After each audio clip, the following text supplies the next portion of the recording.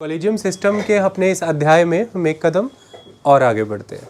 हमने कल इसके विषय में संपूर्ण समझ लिया, तकनीकी पहलू समझ लिए, किस तरह से ये इवॉल्व हुआ हमने समझ लिया, क्या विचारधाराएं रही इसके एवोल्यूशन में हमने समझ लिया, प्रक्रियाओं को समझ लिया, सब समझा। आज हम आपको डिक्टेट करके चीज़ें बताएंगे कि जो हमने कल पढ़ा वो एक्चुअल में थर्ड जज केस में 1993 में उस समय की कॉन्स्टिट्यूशन बेंच के 9 जजेस ने किस मैनर में डिक्टेट किया था, किन कोड के आधार पर हमारा आज का कॉलेजियम सिस्टम वर्क कर रहा है, जो हम आपको पिछले भाग में समझा चुके हैं, इस भाग में पढ़ कर बताएंगे। फिर हम आपको आरोप प्रत्यारोप सुनाएंगे, बताएंगे, और फिर हम आप सब मिल करके एक नज़रिया बनाएंगे। हम ये तय करेंगे कि देश को क्या आवश्यकता है। कॉलेजियम सिस्टम किसी जज की जिद नहीं हो सकती या किसी मंत्री के विरोधी के कारण बदल जाए, ऐसा नहीं हो सकता। देश को आवश्यकता किस चीज़ की है, उसकी तह तक हम पहुंचने का प्रयास करेंगे। एक सजग व्यक्ति जो एक देश का नागरिक हो, यही उसका दायित्व है, कर्तव्य भी है, करना चाहिए। सिविल सर्विसेज तुमसे यही एक्सपेक्ट करता है। चलिए हम पहले आर्टिकल 124 जिसके तहत नियुक्तियाँ होती हैं, संविधान में किस तरह से लिखा गया है उसे पढ़ लेते हैं। और हमने आपको ये कल बता ही दिया था, आज हम पढ़कर सुना देते हैं। आर्टिकल 124 कहता है, एवरी जज of the supreme court shall be appointed by the president by warrant under his hand and seal. तो वारंट और सील दोनों होंगे उसके पास। After consultation with such of the जजेस of the supreme court and of the high court in the states as the president may deem necessary for the purpose and shall hold office until he or she attains the age of 65 years। यानी कि हर जज की नियुक्ति जो supreme court के लिए नियुक्त होने जा रहे हैं कि नियुक्ति राष्ट्रपति करेंगे।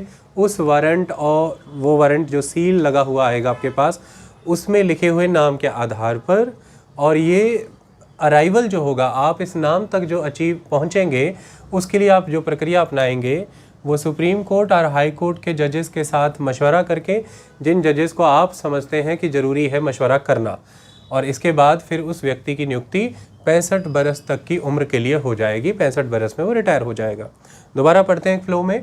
एवरी जज of the supreme court shall be appointed by the president by warrant under his hand. तो जब यहाँ पर हम शैल शब्द का प्रयोग कर रहे हैं, ये मैंडेटरी होता है। विल शब्द का प्रयोग यदि यहाँ पर होगा तो वो डाउटफुल होता है। विल अर्थार्थ की बदलने की संभावनाएं हैं। जब हम शैल का प्रयोग कर रहे हैं यहाँ पर, तो इसका अर्थ यह है कि यही मैंडेटरी है। ओके, जब आप ग्रामर के कभी रूल्स पढ़ेंगे तैयारी के दौरान, तो ये सब आपको बता दिया जाएगा कि कब विल शैल बदल जाता है।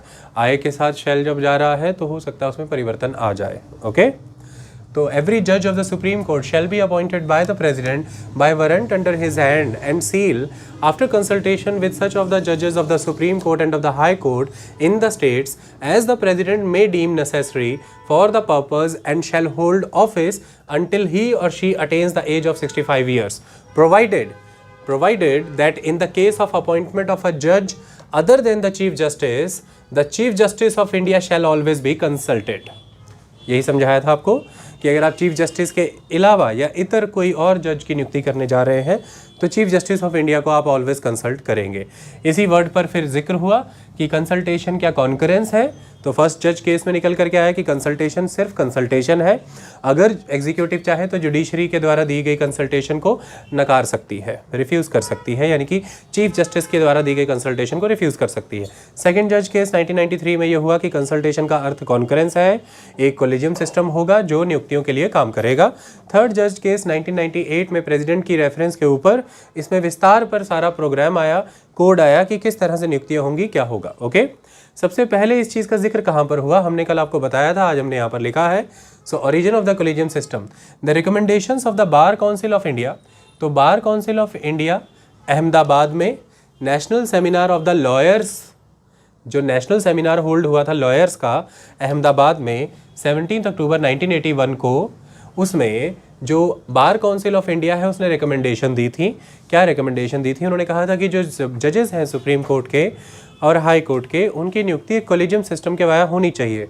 उनके द्वारा बताया गया उस समय का कॉलेजियम कैसा हुआ करता था, वो इन बिंदुओं में हमने लिखा है। तो वो ये बताते थे कि एक कॉलेजियम होना चाहिए जो इनसे कंपोज्ड हो, the chief justice of India, 5 senior जजेस of the supreme court, 2 representatives who would be representing the Bar Council of India and the Supreme Court Bar Association. Okay तो वो ये बताते हैं कि एक चीफ जस्टिस हो, 5 सीनियर मोस्ट जजेस हो, 2 प्रतिनिधि हो जिनमें से एक बार काउंसिल ऑफ इंडिया को रिप्रेजेंट करता हो और एक सुप्रीम कोर्ट की बार एसोसिएशन को रिप्रेजेंट करता हो। तो कुल मिला के 5 जज, एक चीफ जस्टिस, 6, 2 व्यक्ति, ये 7। ओके 5 जज, एक चीफ जस्टिस, 6, 2 व्यक्ति, ये 8, सॉरी 7 नहीं 8। तो उस समय में 1981 17 अक्टूबर को जो नेशनल सेमिनार ऑफ लॉयर्स हुआ जिसमें बार काउंसिल ऑफ इंडिया के द्वारा रिकमेंडेशन दी गई, उन्होंने 8 सदस्यों के कोलिजियम का सुझाव दिया, लेकिन कोलिजियम शब्द यहाँ पर आ गया। उसके बाद इस बात पर चर्चा होती रही कि भाई कंसल्टेशन कॉन्फ्रेंस है कि नहीं। तो उसके लिए उसी वर्ष 30 दिसंबर 1981 को जस्टिस भगवती के तहत फर्स्ट जज केस जो कि SP Gupta versus union of India case था, उसमें एक विस्तार में जजमेंट दिया गया जिसमें यह बताया गया कि कंसल्टेशन को रिफ्यूज़ किया जा सकता है। तो वो कॉन्फ्रेंस नहीं है, उसे हम फर्स्ट जज केस के रूप में जानते हैं। लेकिन उन्होंने अपनी आपत्ति जताई कि इस तरह से एग्जीक्यूटिव को एक एक्सक्लूसिविटी नहीं प्रोवाइड करनी चाहिए जजेस की नियुक्ति के लिए। आगे आता है द सेकंड जज केस 1993 जिसमें बर्थ हुआ कोलेजियम का ऑफिशियली। उसके बाद आता है 1998 का थर्ड जज केस और जिसके तहत कोलिजियम का विस्तार भी किया गया। कोलिजियम में चीफ जस्टिस ऑफ इंडिया के साथ 2 जजेस की बजाय 4 जजेस भर्ती कर दिए गए और स्टेट लेवल पर हाई कोर्ट के जब जजेस की नियुक्ति होगी तो उसमें जो कोलिजियम होगा वो चीफ जस्टिस के साथ 2 सीनियर मोस्ट जजेस का होगा। ये क्लियर कर दिया गया और पूरा कोड दे दिया गया। इस कोड को समझिए और पिछले लेक्चर में बताए गए सारे कॉन्सेप्ट आपको इन कोड्स के बारे समझ आ जाएंगे। कोड 1 क्या क्या शर्तें लागू होती है।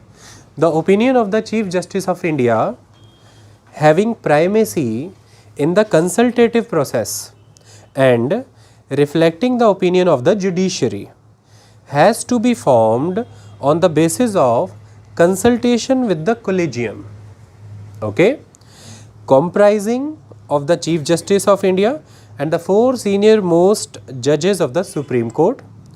The judge who is to succeed the Chief Justice of India should also be included if he is not one of the 4 senior most judges. Their views should be obtained in writing. Okay. Point 2.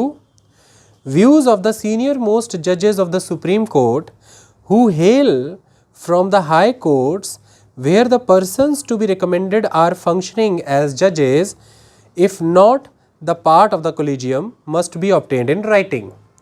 यानी कि supreme court में अगर कोई जज है जो उस high court से बिलोंग करता है, जिस हाई कोर्ट से आपने मेंबर बुलाना है उसको भी आप कंसल्ट करिए, ये हमने पॉइंट किया था।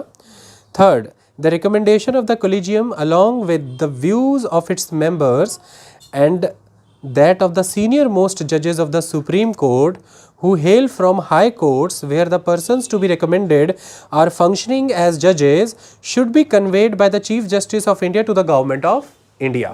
तो चीफ जस्टिस ऑफ इंडिया ही उसे कन्वे करेंगे, सबके व्यूज इन राइटिंग और कोलिजियम का फैसला। The substance of the views of the others consulted by the chief justice of India और on his behalf, particularly those of non-judges, should be stated in the memorandum and be conveyed to the Government of India. कोई भी substance जो chief justice of India या उनके behalf पर किसी ने gather किया है नॉन जजेस से, यानी कि मेंबर्स अदर देन द जजेस से, उसे भी आप मेमोरेंडम का हिस्सा बना करके कन्वे करेंगे सरकार को। Normally the collegium system should make its recommendation on the basis of consensus, but in case of difference of opinion no one would be appointed if the chief justice of India dissents. Okay, हमने ये समझा था। Next, if 2 or more members of the collegium dissent, Chief Justice of India should not persist with the recommendation. अगर 2 जजेस या उससे अधिक जजेस इसको डिनाई करें तो फिर chief justice of India persist नहीं करेंगे, इंसिस्ट नहीं करेंगे उस रिकमेंडेशन के साथ। 7th, in case of non-appointment of the person recommended, the materials and informations conveyed by the Government of India must be placed before the original collegium or the reconstituted one, if so, to consider whether the recommendation should be withdrawn or reiterated. It is only if it unanimously reiterated that the appointment must be made. तो भारत सरकार ने जो भी कोई material, देखिए भारत सरकार के पास जब आप फाइल देते हैं तो उनके पास एक जिम्मा होता है, या समझ लीजिए कि वो एक अपना कर्तव्य निभाते हैं कि वो इंटेलिजेंस ब्यूरो के द्वारा जजेस की बैकग्राउंड को वेरीफाई कराते हैं। तो कई बारी आईबी उन्हें कई तरह की रिपोर्ट सबमिट करता है जजेस की बैकग्राउंड के बारे में। उसके आधार पर जो सरकार है, एग्जीक्यूटिव है, वो जजेस को अपनी आपत्ति दर्ज कराते हैं कि हमें इनके बैकग्राउंड के बारे में इस तरह की जानकारी प्राप्त हुई है। उसको प्राप्त करने के बाद, उसे समझने पढ़ने के बाद ये तय होगा कि आप उसे रीइटरेट करना चाहते हैं, दोबारा रिकमेंड कर देना चाहते हैं, या फिर आप विड्रॉ करना चाहते हैं। ये फैसला आप सरकार के आए हुए दस्तावेजों को पढ़ने के समझने के बाद ही करेंगे, और जब ये होगा तो ये यूनानिमसली होगा। ओके, ये सबकी सहमति के साथ होगा। The chief justice of India में in his discretion bring to the knowledge of the person recommended the reasons disclosed by the government of India for his non-appointment and ask for his response thereto, which if made be considered by the collegium before withdrawing or reiterating the recommendations। तो मैंने बताया था ये CGI का prejudice है, discretion है कि वो उस व्यक्ति को अवगत कराना चाहता है कि नहीं कराना चाहता है जिसको नहीं स्वीकार किया सरकार ने। उसे बता दिया जाएगा कि इन कारणों से आपको नहीं स्वीकार किया, अपना जो जवाब है आप दर्ज करा दीजिए, फिर उसे पढ़ने के बाद फर्दर फैसला ले लिया जाएगा। Merit should be predominant consideration though inter-seniority among the judges in the high courts and their combined seniority on all India basis should be given weight। Next point, cogent and good reasons should be recorded for recommending a person of outstanding merit regardless of his lower seniority। Ranjan Gogoi जब हमारे chief justice हुआ करते थे उस समय में एक episode निकल के आता है कि seniority, all India seniority list में नंबर 21, एंट्री 21 और एंट्री 33 पर बैठे दो व्यक्ति जो हैं उन्हें हाई कोर्ट जजेस नियुक्त किया गया। तो वहाँ पर फिर ये पॉइंट लागू हो सकता है कि हो सकता है कुछ उनके पास इस तरह की आउटस्टैंडिंग मेरिट हो कि आपने लोअर सीनियरिटी के आधार पर भी उन्हें नियुक्त किया गया है। ओके, पर उस पर कई सवाल उठाए गए थे। Next point, for recommending one of several persons of more or less equal degree of merit, the factor of the high courts not represented on the Supreme Court may be considered। Okay? Representation का मामला कब आएगा? जब सबकी लगभग बराबर standing होगी।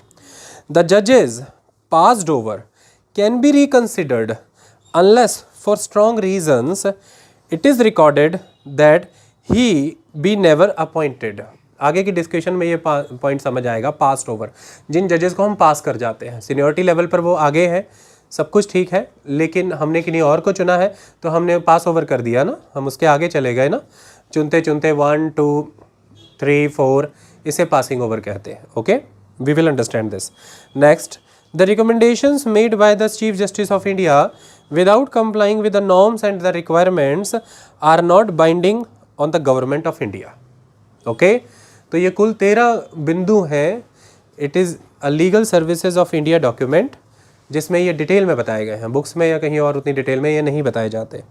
आपको सारे के सारे पार्ट 1 में मैंने एक लेमैन लैंग्वेज में अंडरस्टैंड करवा दिए। आपने ये सुन लिए, रिकॉर्डिंग से जा कर के आप इन्हें लिख भी लीजिएगा। क्लियर?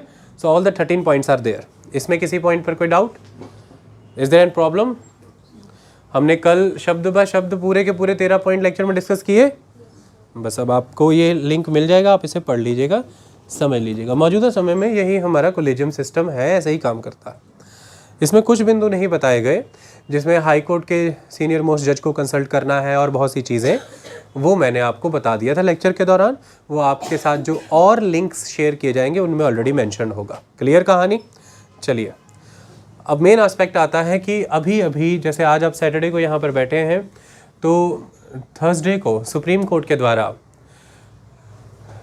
एक कंटेम्प्ट अपील जो है उसे एंटरटेन किया गया, यानी कि उसे डील किया गया। कंटेम्प्ट अपील क्यों लगाई गई? लॉयर्स एसोसिएशन ने कंटेम्प्ट अपील लगाई। किस पर? कि सरकार कोर्ट का कंटेम्प्ट कर रही है। कंटेम्प्ट का मतलब कोर्ट की आज्ञा की अवहेलना कर रही है, अवमानना है ये। इसे क्या कहते हैं? अवमानना, कंटेम्प्ट। आप नहीं मान रहे हैं, आपको कोर्ट ने किसी तरह से कोर्ट में पेश होने को कहा है, आप नहीं पेश हो रहे, इसे कंटेम्प्ट ऑफ कोर्ट कहते हैं। फिर कोर्ट इस पर कार्रवाई कर सकता है। तो इस तरह से कंटेम्प्ट पिटीशन फाइल किया।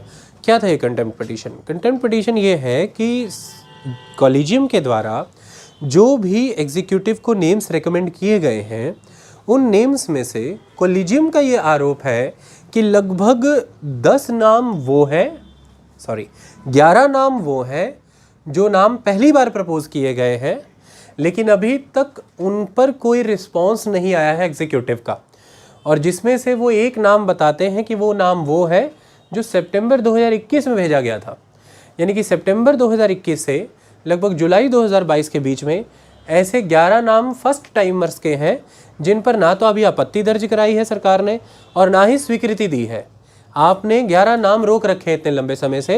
ये रीज़न है हैवी पेंडेंसीज ऑफ द केसेस, क्योंकि वैकेंसीज फिल नहीं हो रही हैं। और द सेकेंड, 10 नाम वो बताते हैं कि ऐसे हैं जिन्हें हमने रीट्रीट कर दिया था, मतलब सरकार ने आपत्ति जताई तो हमने रीट्रीट कर दिया, वापस भेज दिया। अब उस पर तो कोई कारण ही नहीं बनता है कि आप उन पर आप अपॉइंटमेंट के लिए क्यों नहीं क्लियरेंस दे रहे, क्योंकि आप अब रीट्रीट हो चुका है तो अब वो बाइंडिंग है आप पर, आपको मानना ही है।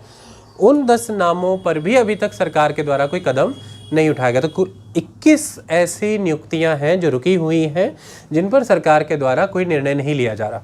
मतलब एक प्रयास ऐसा किया जा रहा है कि जजेस की जो अपॉइंटमेंट है उसे इतने लंबे समय तक रोक दिया जाए कि बहुत से लोग जो कि एग्जीक्यूटिव की इच्छा के अनुरूप नहीं है अपना नाम स्वयं ही वापस ले लें। ऐसा कुछ एडवोकेट्स ने अभी हालिया समय में किया। उनका नाम अपॉइंटमेंट के लिए भेजा गया था हाई कोर्ट के जज के रूप में।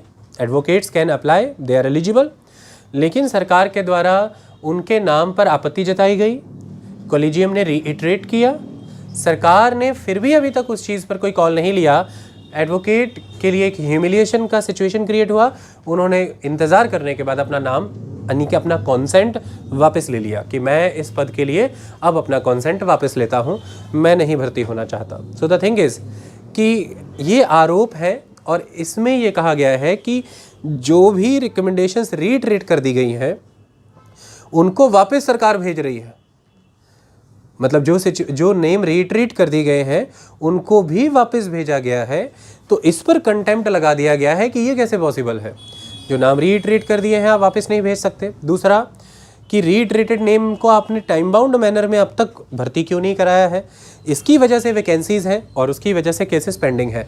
और प्रत्येक दिन प्रेस कॉन्फ्रेंसेस में संसद के अंदर मंत्रीगण और इम्पॉर्टेंट कॉन्स्टिट्यूशनल पोजीशंस पर बैठे लोग, जैसे कि हमारे विंटर सेशन का जब अभी पहला दिन हुआ, संसद की कार्रवाई शुरू हुई और उसमें राज्यसभा के चेयरमैन यानी कि हमारे देश के उपराष्ट्रपति, the vice president of the country, honourable Jagdeep Dhankhar का यह बयान था कि जो पार्लियामेंट है उसकी सॉवरेनिटी को डिग्रेड किया गया जब 2015 में नेशनल जुडिशियल अपॉइंटमेंट्स कमीशंस को नल एंड वॉइड डिक्लेयर किया गया। यानी कि संसद की जो संप्रभुता है, संसद के पास अधिकार है कानून बनाने का, उस कानून के तहत उन्होंने एक प्रक्रिया दी नेशनल जुडिशियल अपॉइंटमेंट्स कमीशन के नाम से।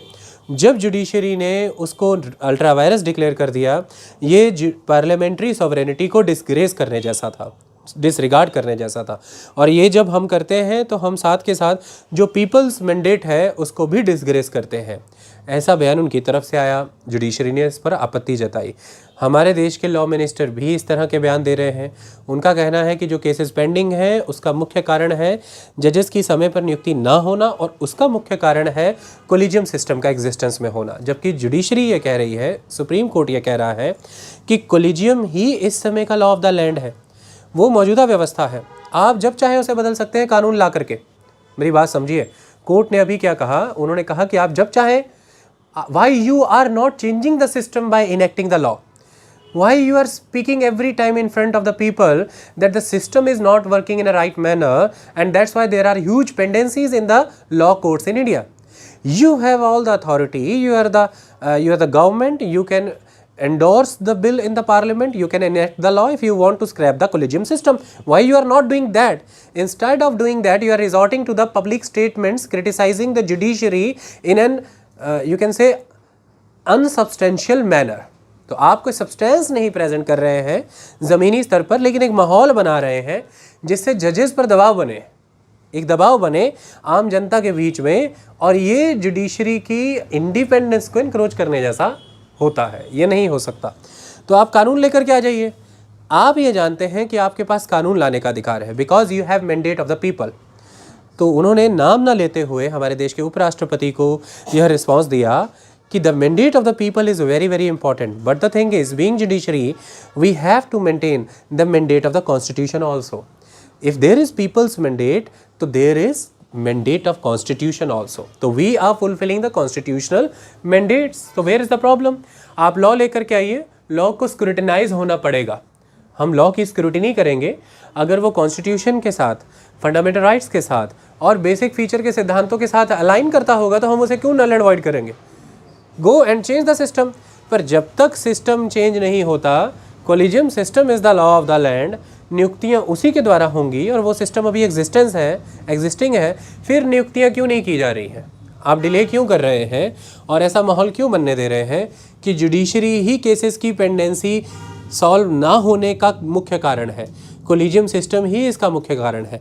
तो इस तरह की कंटेम्प्ट पिटीशन में लगी, और पिटीशन के दौरान जुडिशरी ने ये ऑब्जर्वेशंस ली, और उन लॉयर्स जिन्होंने ये कंटेम्प्ट पिटीशन लगाई उन्होंने ये कहा कि सरकार के द्वारा डेलिबरेटली ये प्रयास किया जा रहा है कि जुडिशरी की जो इमेज है उसे धूमिल किया जाए, तो ये नहीं होना चाहिए। ओके, अब इसके तहत क्या क्या निकल करके आता है? देखिए, अभी तक मुख्य समस्या क्या है? अगर हम इस कोलिजियम सिस्टम को देखें तो हम यही कहते हैं कि ओपेक है, पारदर्शी नहीं है ना।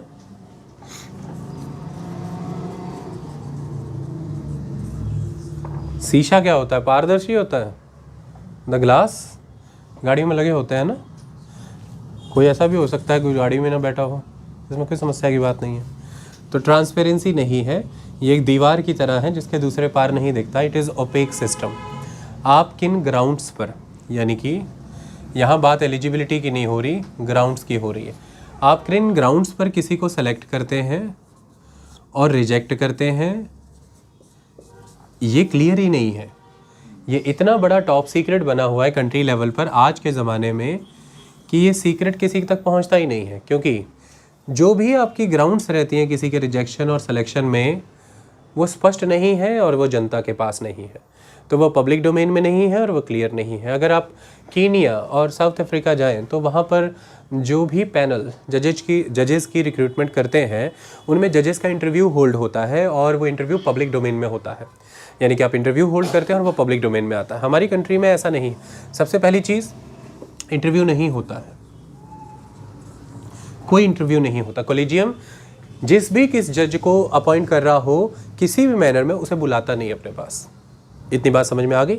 ये भी डिस्क्रिशन है चीफ जस्टिस ऑफ इंडिया की कि अगर एग्जीक्यूटिव ने कोई आईबी की रिपोर्ट के बेस पर कोई दस्तावेज सबमिट कर दिए हैं उस जज के खिलाफ, उस व्यक्ति के खिलाफ, तो चीफ जस्टिस का डिस्क्रिशन है कि वो उसको शेयर करता है उस व्यक्ति से कि नहीं। शेयर करता है तो वो उससे जवाब मांगता है। आई बात समझ में? लेकिन आप ये कहें कि बुला करके एक इंटरव्यू सेशन होता है, तो ऐसा नहीं होता है। ओके, तो there is no interview, no procedure regarding to the appointment in context of the meetings और समथिंग एल्स। तो वो फिर पब्लिक डोमेन में भी कहाँ से आएगा? आपके बीच में कहाँ से आएगा? आपको ये पता नहीं चलता। बट वहाँ पर एक कॉन्सेप्ट निकल के आता है कि इंटरव्यू का क्या पर्पस बनता है। जब हम इंटरव्यू की बात करते हैं तो what is the purpose of that interview? Interview जब आप एक ऐसे व्यक्ति से मिल रहे हैं जिस व्यक्ति को आप इस इंटरव्यू के वाया ही भांपेंगे, जानेंगे। ओके, आप इसके वाया ही जानेंगे। लेकिन जब हम सुप्रीम कोर्ट में नियुक्ति की बात करते हैं तो उसमें ये पहली ही बात सिद्ध है कि जो व्यक्ति आप तक आ रहा है वो लीगल फील्ड में अब तक एक अनुभवी व्यक्ति है। या तो वो जजेस की पोजीशन पर रहा है, या तो वो वकील रहा है लंबे समय से, और तीसरा क्लॉज है जिसे हम उपयोग में ही नहीं ला रहे अब तक, या तो वो एक एमिनेंट ज्यूरिस्ट है। ये तीसरी भी बिंदु है पर अभी तक वो उपयोग में आ नहीं रहा है। हम दो पर ही डिबेट करते हैं, या तो वो वकील है, बड़े एडवोकेट, सीनियर एडवोकेट या कुछ भी हैं, और या फिर वो जज हैं। तो ऐसे में वो एक अनुभवी व्यक्ति हैं जिनको आप नियुक्त करने जा रहे हैं। तो उनकी लगातार दी जा रही जजमेंट्स, उनका केसेस को हैंडल करने का तरीका, उनका अब तक का बिहेवियर, उनका कंडक्ट, वो तो उनके उन अनुभव के वर्षों में अपने आप में ही स्पष्ट है ना। जब आप सुप्रीम कोर्ट की या हाई कोर्ट की कार्रवाई देखते हैं, उसमें जज जब अपने लेवल पर जजमेंट फॉर्म करते हैं तो उनके द्वारा जो ऑर्डर इशू होता है वो ऑर्डर अपने आप में उनकी विजडम को रिफ्लेक्ट करता है ना, उनकी लीगल नॉलेज को रिफ्लेक्ट करता है। तो that order in it self is legally competent order, तो वो लीगली करेक्ट ऑर्डर होता है। वो एक जज की विजडम को रिप्रेजेंट करता है, उसकी कैपेबिलिटीज़ को रिप्रेजेंट करता है। तो वो सारी चीज़ें देख करके ही कॉलेजियम ये बताता है कि हम मेरिट डिसाइड करते हैं। और एक व्यक्ति सीनियर होते चला जा रहा है, वो इन पड़ावों से आगे बढ़ते ही सीनियर होता है। हम सीनियरिटी को कंसिडरेशन कर ही इसलिए रहे हैं, that person is serving in to the legal institutions for a longer period, and what is the purpose of their services. उनकी सर्विसेज का पर्पज़ ही डिफरेंट केसेस को एडजुडिकेट करते हुए अपनी विजडम और लीगल टेरिटरीज बाउंड्रीज में रहते हुए जजमेंट लिखना है, जजमेंट फॉर्म करना है। और उनकी यही प्रक्रियाएं जो अब तक अपनाई जा रही हैं, इसके बेस पर हम उनकी मेरिट असर्टेन करते हैं, हम उनकी मेरिट को निकालते हैं और उसी के बेसिस पे तो सिलेक्शन होता है। तो एक 15-20 मिनट का शैलो इंटरव्यू यहाँ से पर्पस क्या सर्व करेगा? All the procedures are there. If I am suppose if I am जज and I have been serving for last 5 year और 10 ईयर इन हाई कोर्ट, तो मैं जो भी जजमेंट्स दे रहा हूँ all are in the record, it is with the code of record. मेरा कंडक्ट, मेरा विजडम, मेरा legal knowledge, everything is on record. मैंने लिखी है वो जजमेंट सारी की सारी अपने हाथों से। जजमेंट के ऑर्डर जनता के पास है, तो उससे ये सिद्ध हो जाता है कि मेरी कार्यक्षमता क्या है, मेरी कुशलता क्या है, मेरे स्किल्स का लेवल क्या है, मुझे कानूनी जानकारी कितनी है, मैं किस तरह से कार्य करता रहा हूँ, मेरी जजमेंट्स के देश के स्तर पर कैसे प्रभाव पड़े हैं। ये सारी चीज़ें उसी में ही समाहित हैं। उनका करियर अपने आप में ही इस बात का बखान कर देता है कि वो किन किन गुणों से भरे हुए हैं। तो इसलिए फिर इस प्रक्रिया को कभी शायद अपनाया ही नहीं गया, इंटरव्यू जैसी प्रक्रिया को अपनाया नहीं गया। दूसरी बात ये रखी जाती है कि भाई आप जजेस के बारे में जो भी बैकग्राउंड चेक होता है, जैसे आईबी के द्वारा ही किया जाता है, इंटेलिजेंस ब्यूरो, आप उसकी रिपोर्ट को पब्लिक करें ताकि जो पीपल हैं वो वेल इन्फॉर्म्ड हों एक जज के बारे में। तो उसमें फिर ये आपत्ति जताई गई कि ये तो बिल्कुल भी नहीं हो सकता। आप जिस भी किसी जज की नियुक्ति की बात कर रहे हैं, यदि आप उससे जुड़े किसी भी बैकग्राउंड फैक्ट को किसी संस्था एजेंसी के द्वारा उस बैकग्राउंड फैक्ट को आइडेंटिफाई, ढूंढा गया, पहचाना गया, अगर आप जनता के बीच उसे लीक कर रहे हैं और वह व्यक्ति एक जज के रूप में नियुक्त है, तो किस तरह से वो इन्फॉर्मेशन हमारे देश में पॉपुलर डेमोक्रेसी के तहत पॉलिटिकल पार्टियों के द्वारा उपयोग हो जाए या किन्हीं प्रेशर ग्रुप्स के द्वारा यूज़ हो जाए, और क्या उनका दुरुपयोग नहीं हो सकता विदेशी एजेंसियों के द्वारा या फिर कई तरह की सिविल सोसाइटीज़ या एक्टिविस्ट के द्वारा या इवन सरकारों के ही द्वारा या विरोधी पक्षों के द्वारा, कि इन व्यक्तियों की इन जानकारियों के आधार पर छवि जनता में धूमिल की जाए और इंडिया की एक सबसे important institution that is the judiciary, उसे लोगों के बीच डिमीन किया जाए ताकि इंडियन डेमोक्रेसी अनफंक्शनल हो जाए, वो डिसफंक्शनल हो जाए। क्योंकि अगर हमारे देश में एक बहुत समय पहले की मुझे एक बयान याद आता है, बहुत कद्दावर एडिटर ने लिखा था, पाकिस्तान के थे, उन्होंने कहा था कि जब मैं आंकलन करता हूं तो लगभग मौजूदा समय में यह पाया जाता है कि भारत और पाकिस्तान में एक बहुत बड़ा अंतर है जो भारत को पाकिस्तान से भिन्न रख रहा है, और वो है वहाँ की जुडिशरी। वहाँ की जुडिशरी एक बड़ी भूमिका निभा रही है वहाँ की डेमोक्रेसी को प्रोटेक्ट करने में। तो ऐसे में हो सकता है कि हमारे राष्ट्र को कमज़ोर करने के लिए बहुत सी अंतर्राष्ट्रीय संस्थाएं उन जानकारियों का उपयोग करें और आम जनता के बीच में उन्हें इस मैनर में आईटी सेल्स के द्वारा सोशल मीडिया प्लेटफॉर्म्स पर फ्लोट किया जाए एक व्यक्ति की बैकग्राउंड लाइफ के बारे में जुड़े फैक्ट को, जो कि शायद उसकी लीगल कॉम्पिटेंस से कोई सरोकार भी ना रखती हो, जो कि शायद उसकी एज अ जज इंटीग्रिटी से कोई संबंध ही ना रखती हो। आप उसको इस मैनर में प्रयोग करें कि आम जनता के बीच में उस व्यक्ति को लेकर के एक अनफेथफुल कंडीशन पैदा हो जाए। और अगर इस तरह से जज की कचहरी होती है, कचहरी जज की होती है, तो जज के प्रति यदि एक अविश्वास की भावना पैदा हो गई तो कचहरी के प्रति पैदा हो जाएगी, तो जुडिशियल सिस्टम कमज़ोर हो जाएगा। आप जजेस को पब्लिक के प्रति इतना आंसरेबल और ओपन नहीं कर सकते because they are not popular leaders. We have to understand कि there is a very big difference between the politicians and the judges। मैं आपको बताता हूँ why। देखिए, डेमोक्रेसी में आप हर चीज़ को एट पार लाने की जिद नहीं कर सकते। आप ऐसा नहीं कर सकते कि इन्हें एट पार लाइए, सबको बराबर लाइए, सबको एक स्टैंडर्ड प्रक्रिया से लेकर के चलिए। उसका उदाहरण मैं हमेशा इसका पक्षधर रहा हूँ कि जब हम पॉलिटिशियंस की बात करते हैं, पॉलिटिशियंस की खास तौर पर when we are talking about the leaders, those are the representatives. तो जब हम रिप्रेजेंटेटिव्स की बात करते हैं तो मैं हमेशा इसका पक्षधर रहा हूं कि आप सिंपल मैनर में ये नहीं कह सकते कि इनके लिए आप एक एजुकेशनल क्वालिफिकेशन परमानेंट बनाएं, एक एजुकेशनल क्वालिफिकेशन परमानेंट बनाएं।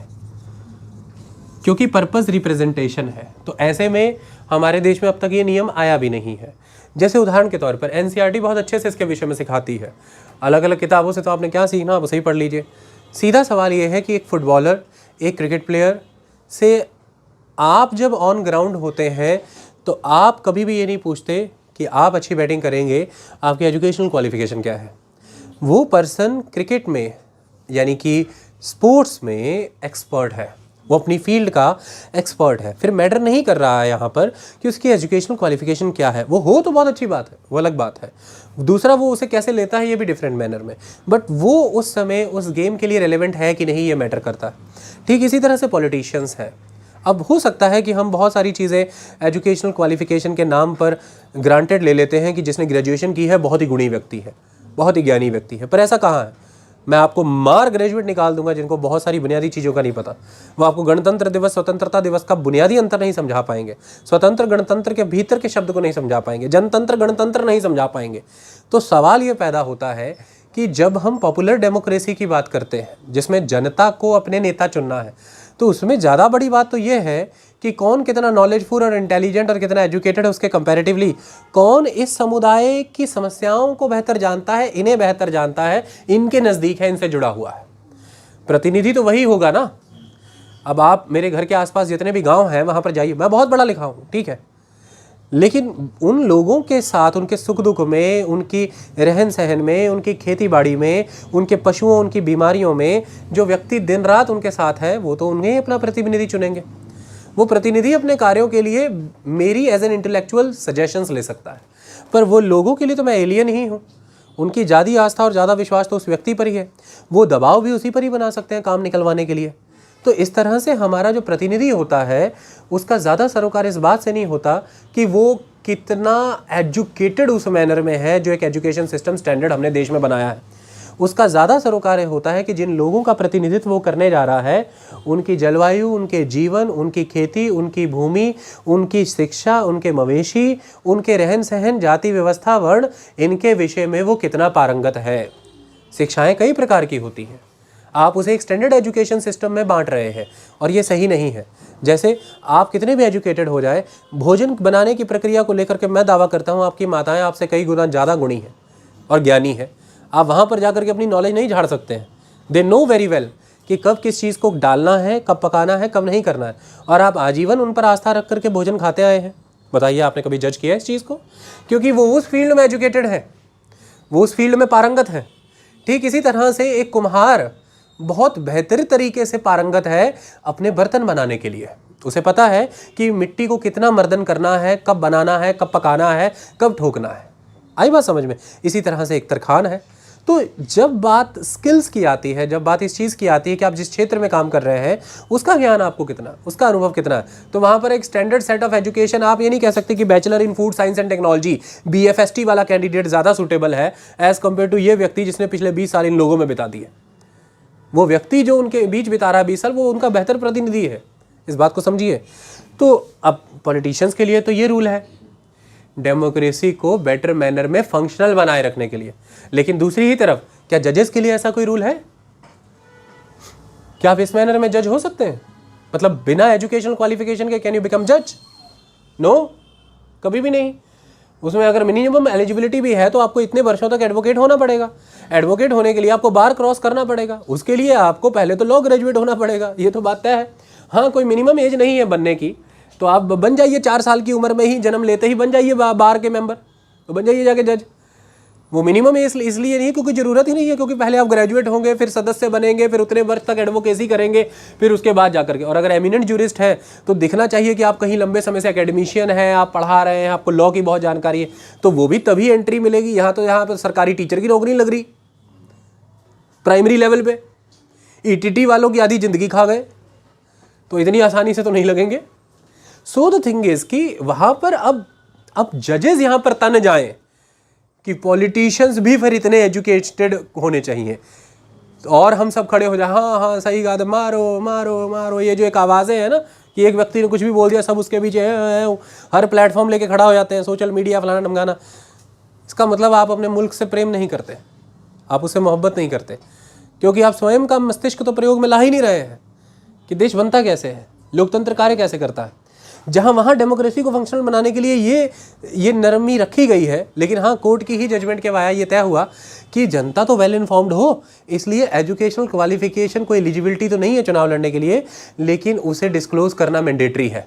आप डिस्क्लोज करिए। तो इलेक्शन कमीशन ने फिर इसके तहत एक परिवर्तन लाया। अब आपको अपनी एजुकेशनल क्वालिफिकेशन बतानी पड़ेगी।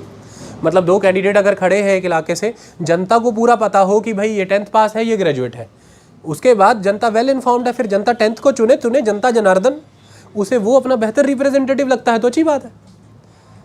बात समझ आई? That is all.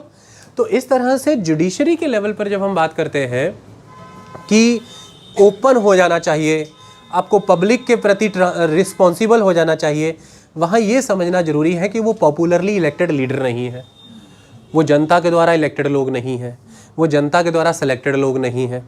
आप जनता की विजडम, जनता के इंटेलेक्ट, जनता की knowledge in the field of legality, जनता की knowledge in the field of constitution को जाने बिना कैसे जिन लोगों को संविधान के विषय में जजमेंट देना है, कानून और न्याय प्रक्रिया के विषय में जजमेंट देना है, जिन्हें न्याय करना है, उन्हें उन लोगों के प्रति अकाउंटेबल और आंसरेबल बना सकते हैं।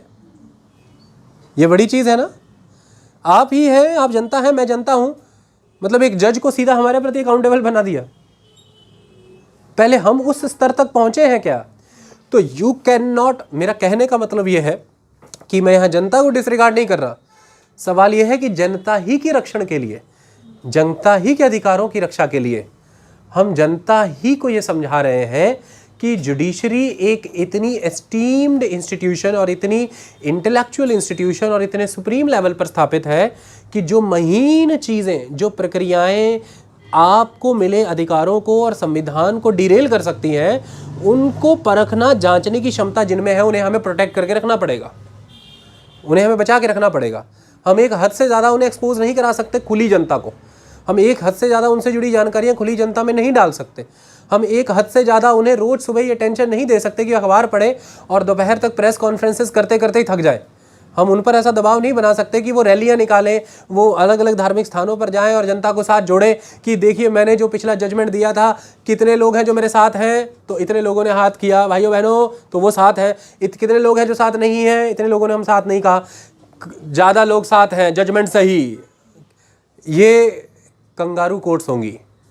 ये वो देश होगा जिसमें फिर फैसले वैसे होते हैं जैसा संख्या बल। सिद्धांतों से मुल्क बना है, विधि विधान चल रहे हैं, संविधान उन्हें सहेजे बैठा हुआ है।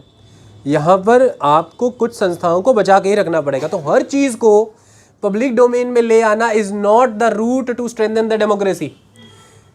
In fact to protect few things like the intelligences, हमारे देश की जो इंटेलिजेंस एजेंसीज हैं और जो इंटेलिजेंस से जुड़ी इंफॉर्मेशंस हैं, उनको इक्वल सिक्योरेसी और प्रोटेक्शन देना ही तो हमारे लिए जिम्मेदारी का काम है। क्योंकि देश की संप्रभुता के लिए, सॉवरेनिटी, इंटीग्रिटी और प्रोटेक्शन के लिए, सिक्योरिटी के लिए हमें वो जानकारियाँ जग जाहिर नहीं करनी है। It is very important. Military से जुड़ी हुई बहुत सी इंफॉर्मेशन हम पब्लिक डोमेन में नहीं ला सकते। It is very important. बहुत से इलाके रिस्ट्रिक्टेड हैं, हम वहाँ नहीं जा सकते, क्योंकि जन तब अधिकारों की मांग करेगा जब जनपद रहेगा। जनपद ही चला गया तो जन कहां से रहेगा? पहला पार्ट कॉन्स्टिट्यूशन का यूनियन एंड इट्स टेरिटरी का है, दूसरा पार्ट नागरिकता का है, तीसरा पार्ट मौलिक अधिकारों का है। पहले तो टेरिटरी बचाइए अपनी, पहले बचाइए देश, फिर बनेंगे नागरिक और फिर मिलेंगे मौलिक अधिकार। समझ में आई बात? तो मुद्दा यहाँ पर यह आता है कि हम जब सुविधाएं प्राप्त करने की बात करते हैं, हम जब अभिव्यक्ति की बात करते हैं, हम जब जानकारी को एक्सेस करने की मांग करते हैं, किस कीमत पर यह सवाल बनता है, किस कॉस्ट पर यह क्वेश्चन बनता है। आई बात समझ में? अब दूसरा सवाल बनता है कि मतलब इस नाम पर तो आप कुछ भी करते चले जाएंगे, किसकी भी नियुक्ति करते चले जाएंगे कि हम पर जिम्मेवारी है संविधान बचाने की, तो हमसे कुछ ना पूछो।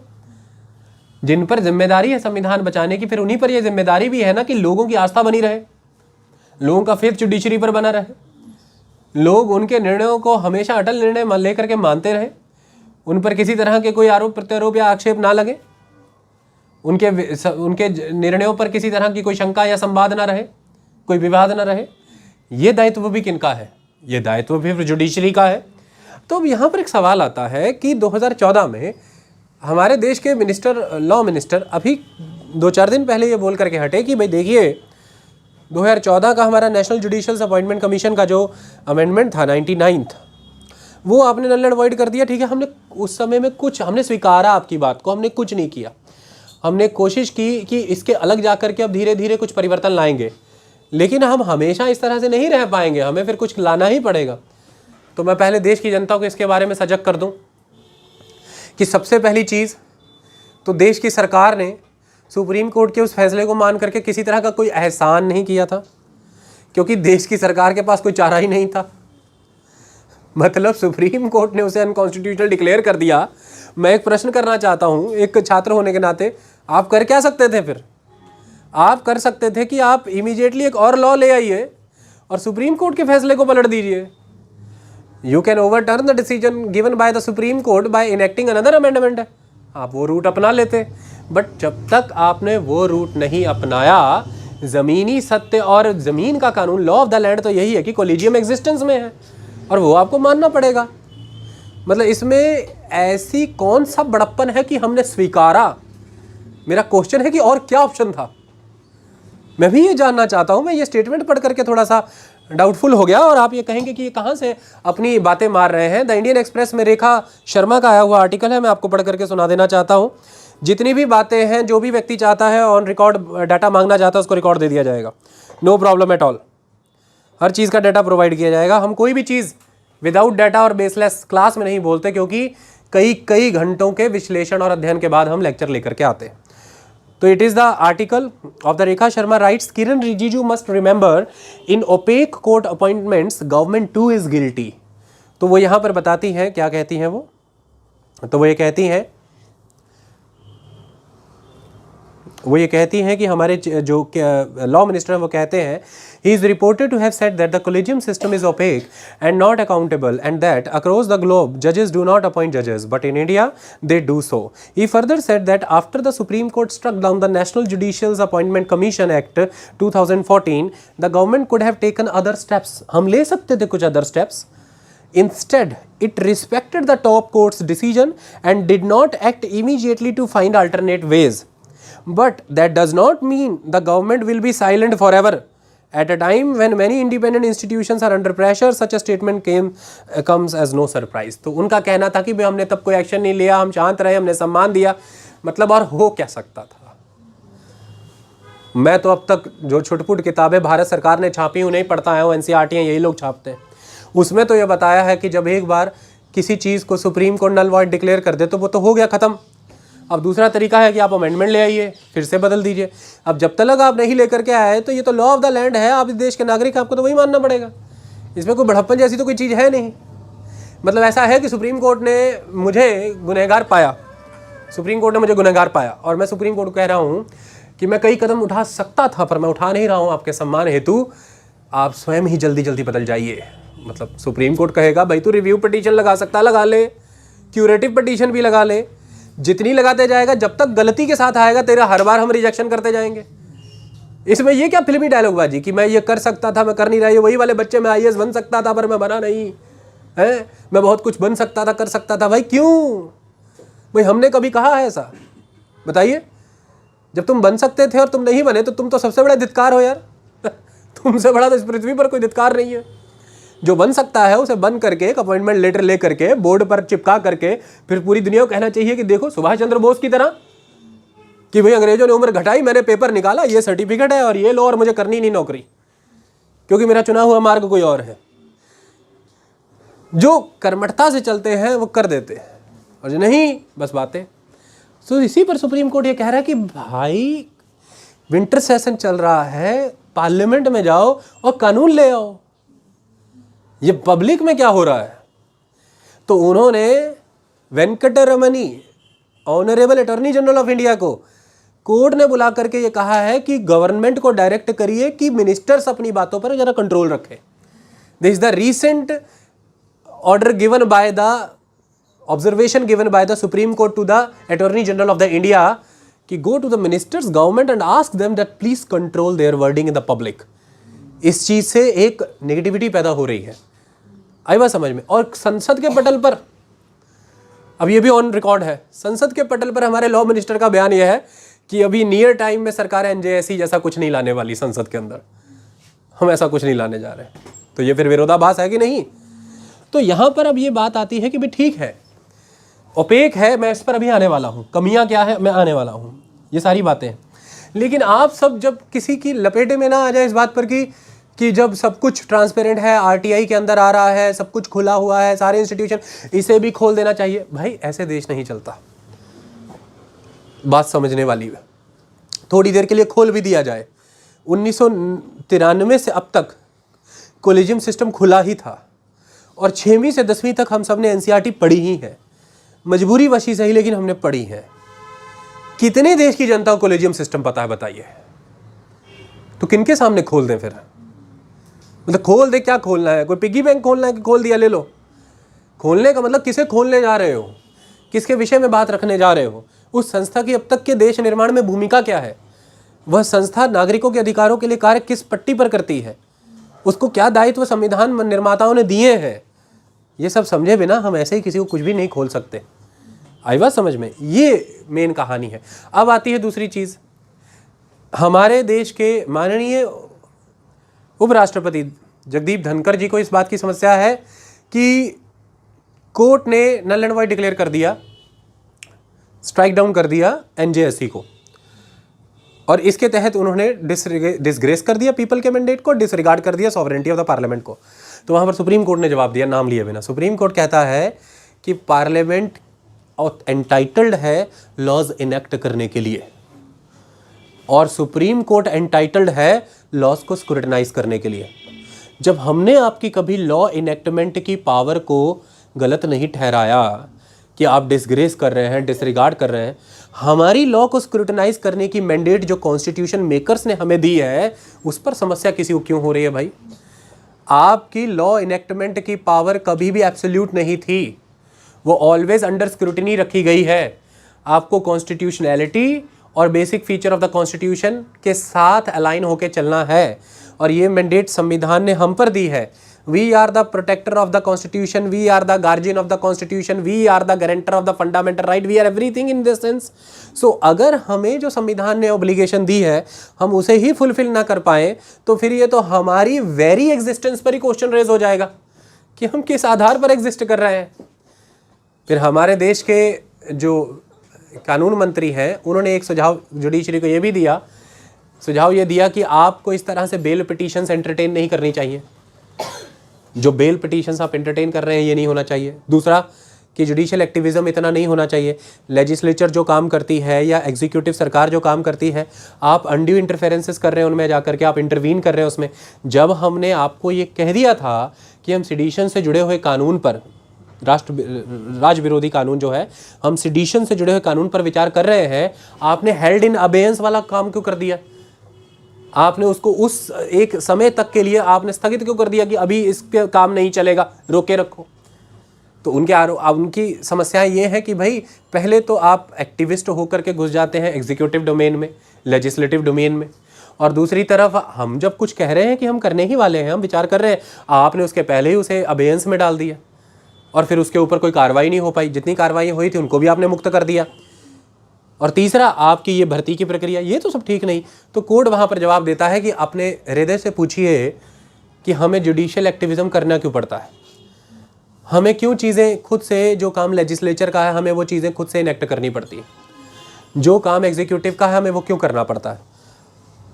आपका लैकलस्टर एटीट्यूड यानी कि लेथार्जिकनेस, लंबे समय तक आप जब किन्हीं चीज़ों पर कानून नहीं लेकर के आते, या जो आपको जिम्मेदारी दी गई है आप वो सरकार के नाते कार्रवाई नहीं निभाते, तब मजबूरन हमें अपने डोमेन से बाहर आकर के वो काम करना पड़ता है। इसके लिए तो हम स्वयं परेशान हैं कि आप ऐसे माहौल क्यों बनाते हैं कि हमें वो करना पड़ता है। और दूसरी बात, क्रिटिक्स इस बात से नाराज़ हैं कि जिस तरह से लोकतंत्र को लेकर के अलग अलग संस्थाओं पर हमला है नहीं है, इसकी मेरिट पर बाद में डिस्कशन करेंगे, क्योंकि किस क्रिटिक को कौन सी चीज़ हमला लग रही है वो भी सब्जेक्टिव मैटर है। हर क्रिटिक भी सर्वसच है ऐसा भी नहीं है। लेकिन उनका कहना, ये मैं आपको एक पक्ष बता रहा हूँ कि देखिए सुप्रीम कोर्ट कहाँ कहाँ से दबा हुआ है कि क्रिटिक्स ये कह रहे हैं कि इनफैक्ट जमानतों के मामले में जब थोक में लोगों को लिखने के लिए, बोलने के लिए, कोई इश्तिहार लगाने के लिए या कोई फोटो पोस्ट करने के लिए अरेस्ट होंगी ये कह करके कि ये सेडिशन है, तो यहाँ तो हमें ऐसा लग रहा है कि जुडिशरी इवन कम कर रही है, उसे ज़्यादा बेल से जुड़ी हुई पिटीशन एंटरटेन करनी चाहिए। क्योंकि अगर ऐसे माहौल में जुडिशरी ही उन लोगों को जमानतें नहीं देगी तो फिर वो लोग तो किन्हीं ना किन्हीं कारणों से लटका दिए जाएंगे, लोकतंत्र हनन हो जाएगा, देश विरोधी गतिविधियों के नाम पर कोई कहीं भी खत्म कर दिया जाएगा। तो ऐसे में वो ये कह रहे हैं कि जब वो बहुत से तर्क देते हैं कि जब इंटरनेट सस्पेंशन की घटनाएं हो रही हैं अलग अलग राज्यों में, जब किसी भी तरह से PSA लगाया जा रहा है, पब्लिक सेफ्टी एक्ट लगाए जा रहे हैं, जब लोगों को नज़रबंद किया जा रहा है, प्रिवेंटिव डिटेंशन के नाम पर लोगों की अरेस्टें हो रही हैं, बहुत सी और गतिविधियां हो रही हैं, ऐसे में तो जुडिशरी को अब और ज़्यादा विजिलेंट, और ज़्यादा एक्टिव, इवन प्रोएक्टिव होना पड़ेगा। उन्हें तो ज़्यादा तीव्र गति से एंटरटेन करनी चाहिए बेल से जुड़ी हुई प्लीज़, और ज़्यादा गहराई से जाना पड़ेगा कि कार्य किस सेंस में हो रहा है। तो देखिए जुडिशरी पर एक दबाव जनता की तरफ से ये है, क्रिटिक्स की तरफ से ये है, क्योंकि कहानी ये है कि अब देखिए मान लीजिए किसानों का देश में विरोध प्रदर्शन हुआ, उन्होंने प्रोटेस्ट किया, डेमोन्स्ट्रेशन किया, सरकार एक कानून लाई। आपने उस समय में सुना कि सुप्रीम कोर्ट इसमें पढ़ने से बचता रहा हमेशा, और उसने एक बात कही, सरकार को कहा जनता में जाइए, जनता को कहा सरकार के पास जाइए, कि ये मैटर पीपल और पब्लिक का है, मतलब सरकार का और जनता का है, इसे आप लोग सुलझाइए, कोर्ट में मत लाइए। लेकिन कोर्ट को अप्रोच किन्होंने किया? कोर्ट को अप्रोच किन्होंने किया? तो कभी जनता और कभी सरकार स्वयं ही कोर्ट के पास जा रही है कि हमारे गले ना पड़े बात, कोर्ट ही रोक लगा दे प्रोटेस्ट पर, या कोर्ट ही किसी तरह से कानून पर रोक लगा दे, तो इज्जत भी बच जाए और माहौल भी बच जाए। तो जुडिशरी उसमें आई, और जुडिशरी ने उस समय में ये कहा कि भाई हम ना तो कानून को गलत ठहरा रहे इस समय में, ना प्रोटेस्ट खत्म कर सकते, हम ये कर सकते हैं कि जो कानून की इम्प्लीमेंटेशन है वो एक समय के लिए हमने रोक दी। पर मैं आपसे सवाल पूछता हूँ, यहाँ पर एग्जीक्यूटिव डोमेन में कोर्ट को कौन खींच के लाया, कौन लेकर के आया? कोर्ट तो नहीं आना चाहता था, ये तो मैटर एग्जीक्यूटिव का था, सरकार का मैटर था, कानून तो संसद ने पास कर दिया, अब निपटिए आप किसान संगठनों को लेकर के आइए, मनाइए। तो आप स्वयं जब हम कोर्ट के पास जाते हैं और कोर्ट फिर उस इम्प्लीमेंटेशन को हॉल्ट करता है, तो जुडिशरी को प्रोएक्टिव होने के लिए, जुडिशियल एक्टिविज्म के लिए प्रेरित कौन कर रहा है, ऐसे अवसर कौन दे रहा है? तो अक्सर क्रिटिसिज्म में ये भी कहा जाता है कि जुडिशियल एक्टिविज्म का एक कारण ये भी है इनकॉम्पिटेंस ऑफ द एग्जीक्यूटिव और द लेजिस्लेचर। जब वो इनकॉम्पिटेंट बिहेव करने लग जाते हैं, वो समय से जो बदलाव और जो कानून लाने हैं वो नहीं लाते हैं, तब ऐसी परिस्थितियां तो बंद होने लग जाती हैं, और ये नहीं होनी चाहिए। हमारे देश के अंदर एक समझ आपको रखनी जरूरी है कि जो तीनों के तीनों ऑर्गन बनाए गए हैं, लेजिस्लेचर, जुडिशरी, एग्जीक्यूटिव, इनको इतनी खूबसूरती से इंडिपेंडेंट रखा गया है, साथ ही साथ इनको इतनी खूबसूरती से एक दूसरे से जोड़ा भी गया है कि एंड जो अचीव करना है, दैट इज डेमोक्रेसी, वो हैम्पर ना हो। तो जब हमारे लॉ मिनिस्टर यह भी कहते हैं कि दुनिया भर के तमाम मुल्कों में ऐसी कोई प्रक्रिया नहीं कि जजेस ही जजेस को सेलेक्ट कर रहे हैं, तब मैं आपको यह समझा देना चाहता हूं कि दुनिया भर के तमाम मुल्कों की जैसी भारतीय राजनीति भी नहीं है। भारतीय राजनीति से मेरा संदर्भ यह नहीं है कि नेतागण कैसा व्यवहार करते हैं और कैसे भाषण देते हैं। राज्य व्यवस्था भारत की, Indian polity, Indian system of governance, Indian parliamentary mechanism, it is very very unique in every sense. हर मायने में ये बहुत अलग है। जहाँ कनाडा में प्रोविंसेस हैं, भारत में शब्द प्रयोग होता है स्टेट्स। इसका अपने आप में बहुत महत्व है। आई बात समझ में? जहाँ पर ब्रिटेन एक तरह से यूनिटरी सिस्टम की तरह वर्क करता है और एडमिनिस्ट्रेटिव यूनिट्स की तरह के रूप में वो अपनी प्रोविंसेस बना सकता है, वहाँ पर भारत ऐसे यूनिटरी मैनर में बिहेव नहीं करता। यहाँ पर प्रॉपर स्टेट लिस्ट है और स्टेट्स को उस लिस्ट में गिवन आइटम्स पर कानून बनाने के अधिकार है, यानी कि स्टेट्स की अपनी एक एग्जिस्टेंस है प्रॉपर। आई बात समझ में? जहाँ पर अमेरिका बहुत ही स्टॉन्च फेडरल कंट्री है, indestructible union of indestructible states है, भारत ऐसा नहीं है। यहाँ पर यूनियन हमेशा इंडिस्ट्रक्टेबल है, लेकिन जरूरत पड़ने पर स्टेट्स कैन बी डिस्ट्रक्टेबल। आप दो राज्यों को जोड़ करके एक बना सकते हैं, एक राज्य से दूसरा निकाल सकते हैं। जम्मू कश्मीर को राज्य के दर्जे से घटा करके आपने केंद्र शासित प्रदेश बना दिया।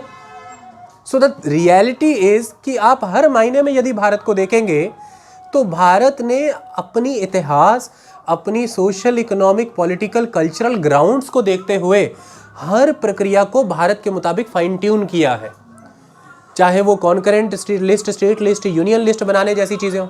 लिस्ट के तहत आवश्यकता पड़ने पर केंद्र राज्य से जुड़े हुए प्रावधानों पर भी नियम बना सकता है। हमने ऐसे ग्राउंड्स भी मेंशन किए हैं, कुल ऐसे 5 ग्राउंड हैं जिसमें आप स्टेट लिस्ट से जुड़े हुए मुद्दों पर कानून बना सकते हैं। हमारे ही राष्ट्र में राज्यों के लिए राज्य शब्द प्रयोग हो रहा है, लेकिन आप इमरजेंसी लगा सकते हैं, आप प्रेसिडेंट रूल लगा सकते हैं। इमरजेंसी के साथ एक ही कदम उठाने से देश कॉसी फेडरल से यूनिटरी कैरेक्टर में कन्वर्ट हो जाता है। ये सारी प्रक्रियाएं क्यों रखी गई? क्योंकि भारतीय लोकतंत्र विलक्षणा था। भारतीय लोग विविध संप्रदायों से आते हैं, ये विविधता महत्वपूर्ण है। तो एंड रिजल्ट जब आपने लोकतंत्र को माना होगा तो प्रक्रियाओं को आप उसके अनुरूप ही विकसित होने देंगे। आई बात समझ में? अब इसी कॉन्टेक्स्ट में जब ये कहा जाता है कि विश्व भर में कहीं और नहीं हो रहा लेकिन भारत यह करता है, भारत में जजेस को सिलेक्ट करते हैं, तो अब इस पर कुछ चीज़ें समझते हैं। दूसरा आरोप यह है कि ये प्रक्रिया संविधान में नहीं थी, it is alien to the constitution, it is not given by the parliament, लेकिन ये प्रक्रिया आज है, तो यह भी सही नहीं है। तो चलिए मैं आपको समझाता हूँ। देखिए, आपको पता है कि पहले कई वर्षों तक यही नहीं स्थापित हो पा रहा था कि राष्ट्रपति का पद महत्वपूर्ण है कि प्रधानमंत्री का पद महत्वपूर्ण है। लंबे समय इस विचार में बीत गए और अलग अलग पड़ाव पर सुधार हुआ और ये स्थापित हुआ कि संविधान सही मायने में किसके पद को क्या दायित्व देता है। ऐसा समय लगा हमें करने में। जैसे उदाहरण के तौर पर अब हमारे देश में ये प्रक्रिया है कि प्रत्येक कार्य राष्ट्रपति के नाम पर होगा, ऐसा होगा। आर्टिकल 74 के तहत प्रक्रिया रखी गई और ये अमेंडमेंट के वाया रखी गई कि president council of minister headed by the prime minister की एड एंड एडवाइस से कार्य करेंगे। ये 42nd कॉन्स्टिट्यूशनल अमेंडमेंट एक्ट 1976 के वाया डाला गया ताकि राष्ट्रपति किन्हीं भी मायनों में अपने स्वतंत्र इच्छा से कार्य नहीं कर सकते, क्योंकि वह जनमत से बाउंड है जिसे रिफ्लेक्ट उस समय की सरकार कर रही है। तो क्या हमने एक परिवर्तन नहीं किया? राष्ट्रपति को हमने काउंसिल के साथ जोड़ दिया और उन्हें बाउंड किया। 44th कॉन्स्टिट्यूशनल अमेंडमेंट एक्ट, जो कि इमरजेंसी के फिर बाद आया जनता पार्टी की सरकार आने पर, उसने फिर ये प्रक्रिया उसमें ऐड की कि हाँ, प्रेसिडेंट काउंसिल ऑफ मिनिस्टर की एड एंड एडवाइस के साथ ही काम करेंगे, पर प्रेसिडेंट काउंसिल ऑफ मिनिस्टर की एडवाइस को रिकंसिडरेशन के लिए भेज सकते हैं। लेकिन अगर फिर काउंसिल ऑफ मिनिस्टर उसे रीइटरेट कर देती है तो फिर प्रेसिडेंट बाउंड है। तो उनसे पूछा गया कि भाई ये करने का क्या अधिकार है? तो उन्होंने कहा कि ये ऐसा है कि देश में संविधान निर्माता ये मानते थे कि लोकतंत्र का चौथा स्तंभ अर्थात पत्रकारिता, प्रेस, समय समय स्तर ये उजागर जब हो जाएगा, अपने अस्तित्व को प्राप्त कर जाएगा, तब ये बड़ी भूमिका निभाएगा वेल इन्फॉर्म्ड डेमोक्रेसी बनाने में। लोग निर्धारित करेंगे कि उन्हें कैसा राष्ट्र, कैसा लोकतंत्र चाहिए, ये किसी दस्तावेज में लिख करके नहीं दिया जा पाएगा।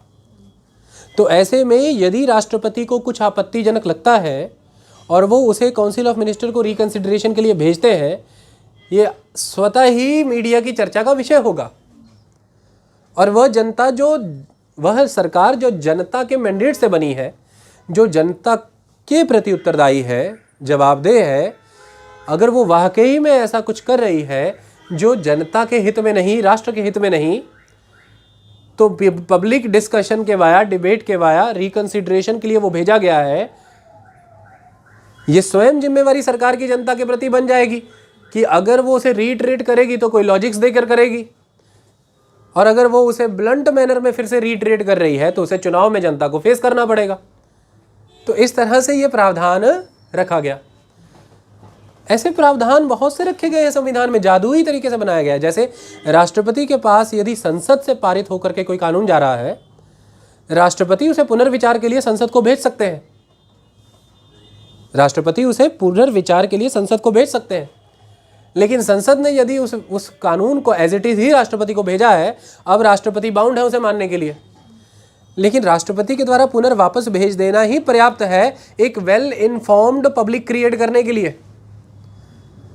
और जनता के ऊपर दायित्व है, क्योंकि लोकतंत्र लोगों से है, लोगों पर भी दायित्व है कि वो जागरूक नागरिक बने, शिक्षित नागरिक इस संदर्भ में बने कि उन्हें अपने राष्ट्र की प्रक्रियाओं का पता हो। और ऐसे में उन्हें पता हो कि राष्ट्रपति ने यदि कुछ वापस भेजा है तो उनके तर्क क्या है। तो अगर वो जनता की चर्चा के गलियारों का हिस्सा बन जाएगा वो बिंदु, तो संसद स्वतः ही दायित्व निभाएगी अपना जनता के प्रति, आंसरेबल है वो, उनको अपना पक्ष रखेगी। और अगर ये पर्पस रिजॉल्व हो गया तो राष्ट्रपति का पर्पस फुलफिल हो गया, इतना ही पर्पस है। वो राष्ट्रपति है, वो सिंबल है नेशन का। तो ऐसे में उनका दायित्व यही है कि वो जागरूक करे जनता को। और जनता यदि जागरूक हो है और वो फिर भी उसे स्वीकार कर रही है जो सरकार ने तय किया है, तो ठीक है, राष्ट्रपति उसे फिर निभाएंगे। लेकिन राष्ट्रपति का यह दायित्व है, लेकिन जुडिशरी का दायित्व इससे भिन्न है कि वह यह भी जाने कि क्या इसे जागरूक जनता का ही समर्थन था या अभी जनता के जागरूक होने में समय बाकी है, लेकिन तब तक संविधान की दी मैंडेट को मैं कॉम्प्रोमाइज़ नहीं होने दूंगा। तो इसलिए जुडिशरी के ऊपर कॉन्स्टिट्यूशनल मैंडेट है, उसके दायित्व फिर और बड़े हैं कि वो पार्लियामेंट के बनाए कानून को राष्ट्रपति के द्वारा पुनर्विचार के लिए वापस नहीं भेजता। वो एक सेटल्ड पैरामीटर के आधार पर यह जांचता है कि संविधान के मुताबिक या बुनियादी ढांचे के मुताबिक या फिर मौलिक अधिकारों के मुताबिक है या नहीं है। नहीं है तो वो उसे खत्म कर देगा। तो सबको उनकी संस्थाओं के दायित्व निभाने के लिए मर्यादाओं के तहत अलग अलग दायित्व और उनकी पूर्ति के लिए शक्तियां दी गई हैं। सबकी शक्तियां भिन्न हैं, लेकिन उद्देश्य एक है, लोकतंत्र, एक प्रखर लोकतंत्र, intelligent democracy, well informed democracy, wisely carved out democracy. आई बात समझ में? तो इसी के तहत हमारे देश के अंदर अगर ऐसी कोई प्रक्रिया है कि जजेस सेलेक्ट कर रहे हैं, जजेस को तो समस्या क्या है? इस प्रावधान की आवश्यकता कब पड़ी होगी? हिंदी ज़्यादा गहरी तो नहीं, समस्या तो नहीं हो रही आपको? या ऐसा बढ़िया है कि इस प्रोविजन की नीड कब क्रिएट हुई होगी? है ऐसा ज़्यादा बढ़िया है? ऐसा नहीं करूंगा मैं। मजा भी आना चाहिए। ओके, कार्य में दायित्व के साथ साथ आनंद होना जरूरी है। आनंद गया तो दायित्व तो है, लेकिन आनंद के साथ आए तो और बढ़िया। ओके, तो आपके लिए मेरा दायित्व है तो मैं साथ में वो लाइनें भी बोलता चला जाऊंगा। तो चलिए, तो इस प्रावधान की आवश्यकता ही क्यों पड़ी? हमें इस प्रोविजन की नीड क्यों हुई? क्योंकि मिसयूज हो रहा था एग्जीक्यूटिव पावर का जुडिशियल अपॉइंटमेंट्स और ट्रांसफर के लिए, तो जाकर के ये प्रक्रिया आई।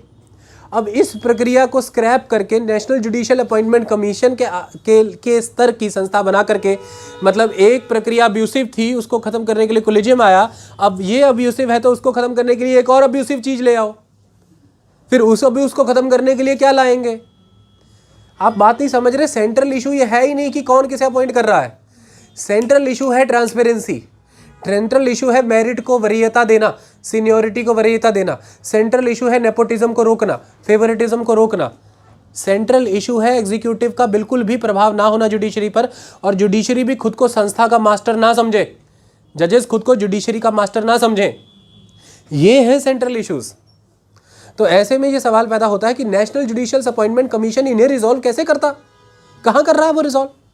वहाँ पर भी आप ये क्यों नहीं समझ पा रहे हैं कि बात इतनी सी है सिर्फ कि एक ऐसी संस्था बनेगी, एक ऐसी बॉडी बनेगी, बंद कर दो कुंडिया में, एक ऐसी बॉडी बनेगी जिसमें एक चीफ जस्टिस और 2 सीनियर मोस्ट जज होंगे, तीन लोग, एक लॉ मिनिस्टर होंगे 4 लोग, और 2 एमिनेंट पर्सनैलिटीज होंगी 6 लोग। तो 6 लोगों की एक संस्था।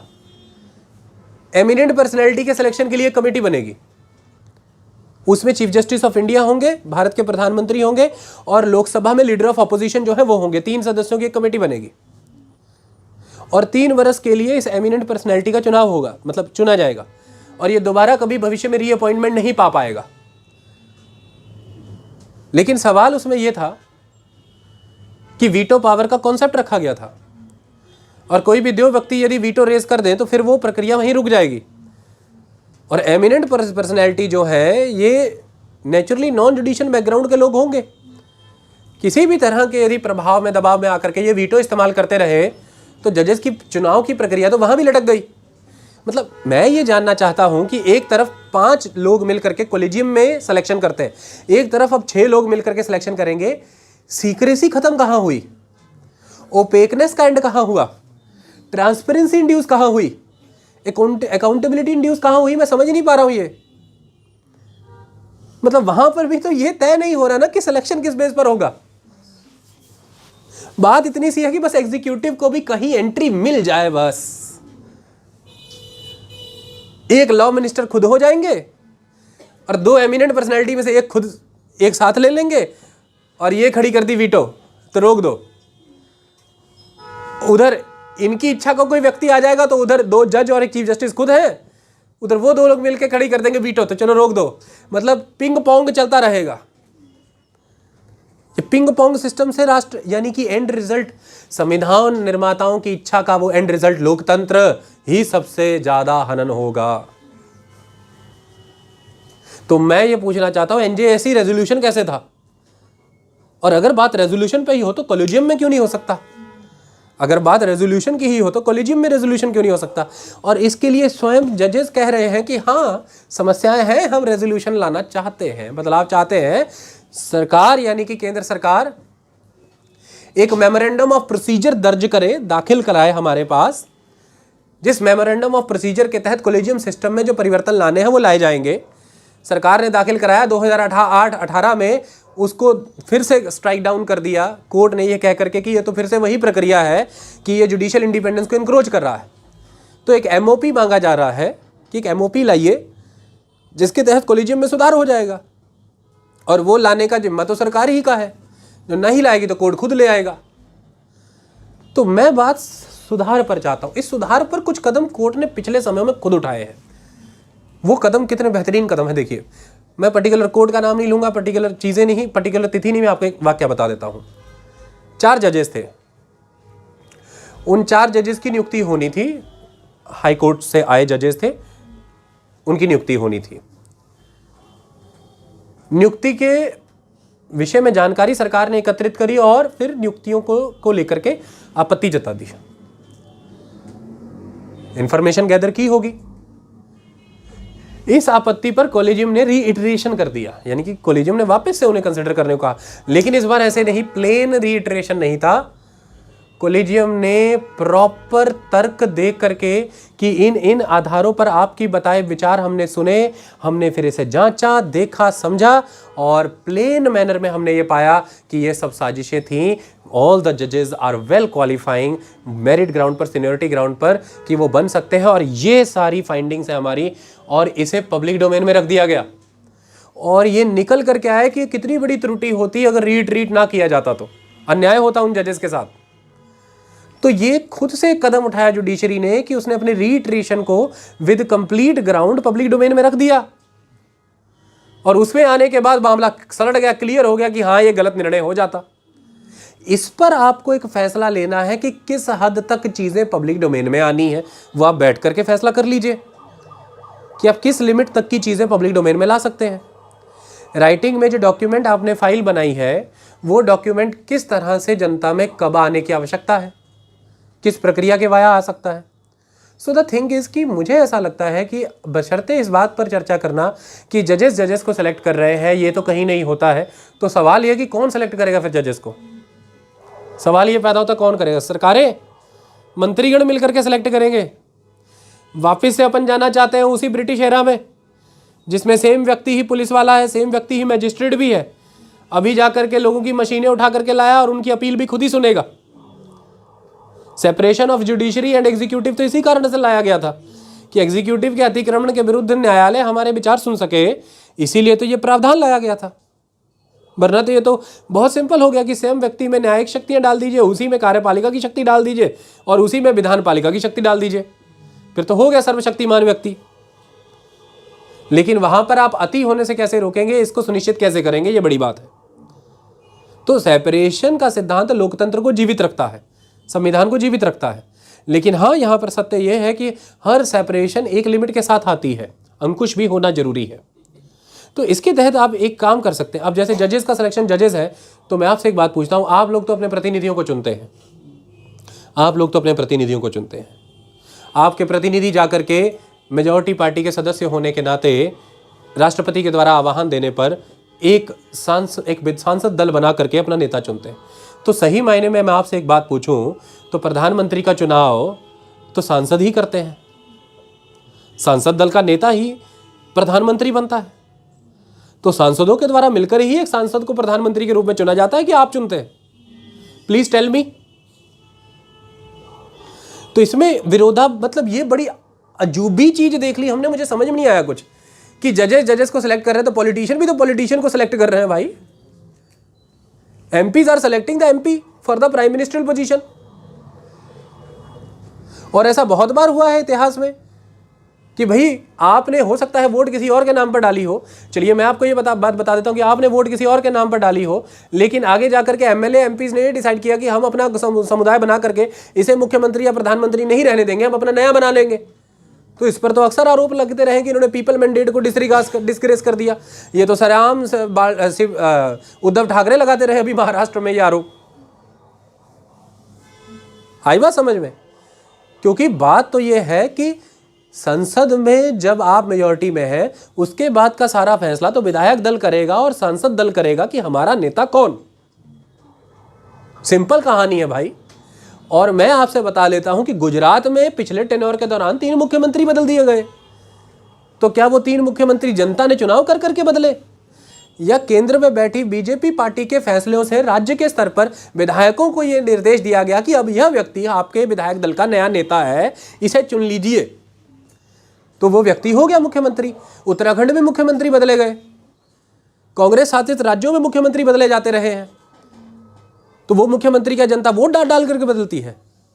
मैं आपसे जानना चाहता हूं, पंजाब में अभी आपने चुनाव देखे, कुछ समय पहले ही अमरिंदर सिंह को बदल करके चरणजीत सिंह चन्नी को मुख्यमंत्री बनाया गया। आपने बनाया?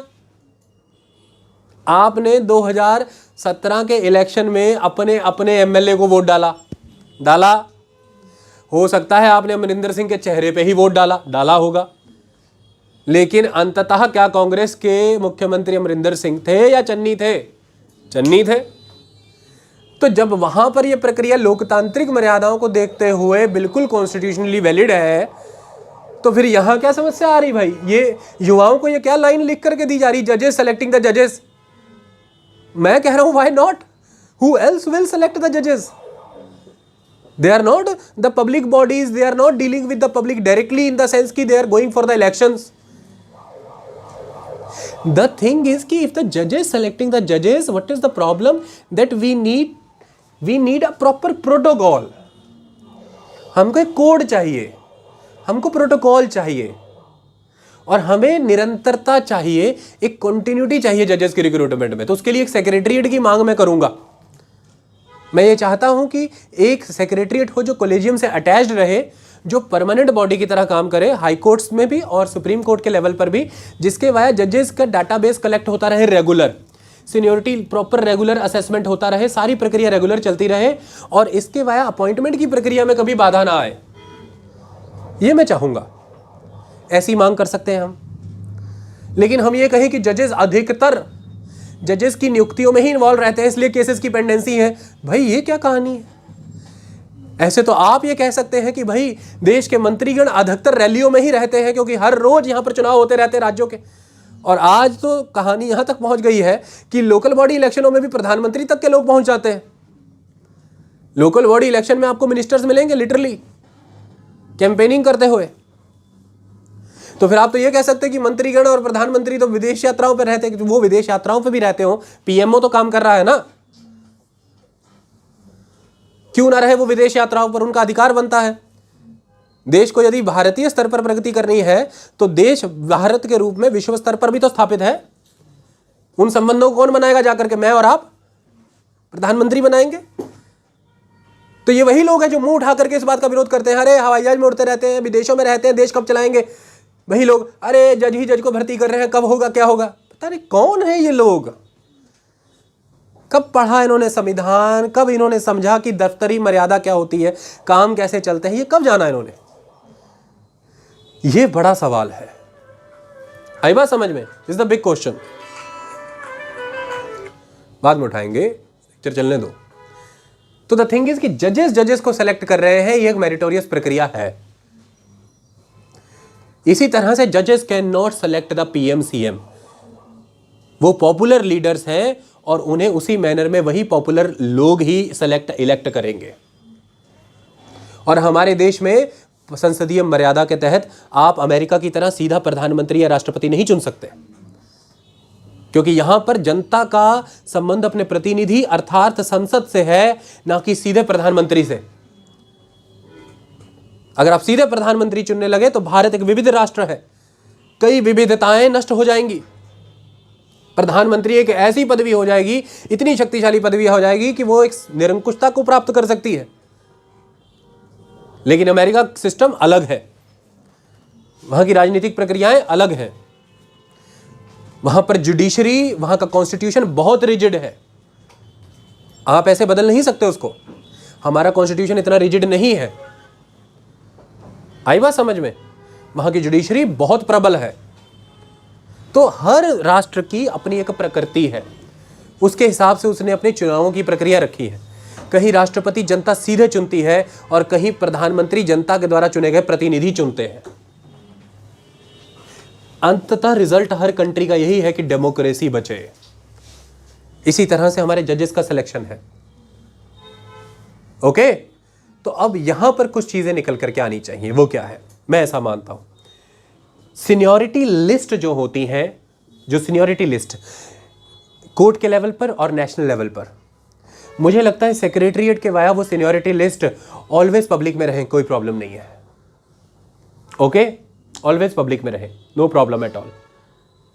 आप जुडिशरी कई बार ये कहती है कि हम किन लोगों पर विचार कर रहे हैं, किन्हें भर्ती करने जा रहे हैं, उनके बारे में अधिक से ज़्यादा जानकारी देना कई बार नुकसानदायक हो सकता है कि उन लोगों को कुछ लोग अप्रोच ना करने लग जाए, पहले ही गुलदस्ते ना पहुंच जाए, या उनको नुकसान ना पहुंचा दिया जाए, या उनके परिवार को रैंसम ना कर दिया जाए। मतलब बहुत सारी चीज़ें होती हैं यार, है कि नहीं? तो सीनियरिटी लिस्ट क्लियर हो, उजागर हो, लेकिन उसके बाद आप जो फैसला कर रहे हैं वो आपका सिस्टम ऑफ सिलेक्शन है, आप कैसे करते हैं। दूसरी चीज, मेरिट कैसे असरटेन की जाती है, पूरा क्लैरिटी से निकल करके आए, दस्तावेज बने कि मेरिट असरटेन करने के तरीके क्या हैं। समझ में आई? मेरिट निकालने की तरीके क्या है, इस पर बैठ करके हर पक्ष को समझ करके, यदि हमारे देश में आज दिन तक यह विचार बना है, हमने समझा है कि अंततः धर्म क्या है, तो विभिन्न मत है, मत बहुत, पंथ बहुत है हमारे देश में। जैनिज्म है, बुद्धिज्म है, हिंदुइज्म है, सिखिज्म है, लेकिन सभी पंथ एक चीज पर अडिग है, अटल है कि प्यासे को जल देना धर्म है। तो धर्म का बिंदु एक ही है, प्यासे को जल देना, निर्बल की रक्षा करना, यह धर्म है। हम जन्म से इन सभी धर्म के गुणों को अपने चरित्र में आत्मसात करें, इसके लिए इंस्टीट्यूशनल मैनर में रिलीजन एग्जिस्टेंस में आते हैं, जिन्हें हम पंथ कहते हैं। सभी पंथ एक मत से चलते हैं और अंततः उनका एंड रिजल्ट हमें धर्म सिखाना है। धर्म तो शाश्वत होता है, धर्म तो सनातन होता है, धर्म कभी रिलीजन नहीं हो सकता, लेकिन प्रत्येक रिलीजन का अंत धर्म ही होना चाहिए। प्रत्येक रिलीजन को धर्म ही सिखाना है, उसका उद्देश्य ही हमें धर्म तक ले जाना है। जैसे अवनति के मार्ग से उन्नति की मार्ग की ओर ले जाने वाली एक नीति होती है, एक चरित्र होता है, और प्रजा को इस अवनति से उन्नति के मार्ग पर ले जाने का सबसे बड़ा दायित्व राजा का होता है, इसलिए इसे राजनीति कहा जाता है। ठीक इसी तरह से पंथों का कर्तव्य है कि हमें अधर्म से धर्म की ओर ले जाए। जैसे महिलाओं का सम्मान करना और उनकी प्रगति में योगदान देना, यह धर्म का बिंदु है। जैसे असहाय पर कभी आक्रमण न करना, यह धर्म का बिंदु है। तो हमारे देश में गहन चर्चाओं के बाद, गहन डिबेट डिस्कशंस के बाद अनेक मत और पंथ एग्जिस्टेंस में आए, और अंततः धर्म के बिंदु वही कॉमन है। किसी भी धर्म, किसी भी पंथ में चले जाना, धर्म शाश्वत होता है, धर्म सनातन होता है। गलत वह व्यक्ति है जो इस सनातन के आगे अपने पंथ का नाम जोड़ता है। और प्रत्येक पंथ यदि धर्म की राह पर है तो वह सनातन है। फिर तो फिर वो सनातन है। क्योंकि जब पंथ ने धर्म का चोला पहन लिया तो वो सनातन कैसे ना होगा, क्योंकि धर्म का कभी अंत नहीं होगा, अच्छाई का कभी अंत नहीं होगा, बुराई सदैव खत्म होगी। तो क्या हम इन बिंदुओं तक नहीं फिर पहुंच पा रहे हैं कि मेरिट क्या है? क्या समस्या है इसमें? अगर हमने धर्म के बिंदु अचीव कर लिए तो मेरिट क्यों नहीं अचीव कर सकते? तो कॉम्प्रिहेंसिव डिस्कशन चाहिए मुझे लगता है एग्जीक्यूटिव, लेजिस्लेचर और जुडिशरी के लेवल पर। और इसमें मुझे लगता है कि बार एसोसिएशंस को एंगेज किया जाए और इसके लिए एक समय ले लिया जाए, 6 महीने, एक वर्ष का, और कॉन्टिन्यूअस मैनर में एक बेंच बना करके या एक प्लेटफॉर्म बना करके इस पर डिलिब्रेशन चले और अंततः ये निकले कि such are the qualities of merit. On the basis of such qualities we will ascertain the merit. तो मेरिट के ग्राउंड क्लियर है, सीनियोरिटीज की लिस्ट प्रिपेयर हो, रेगुलर सेक्रेटरीट परमानेंट हो और उसे उजागर किया जाए, दोनों चीजें क्लियर है। अब तीसरा कॉलम, एक्सेप्शनल केसेस।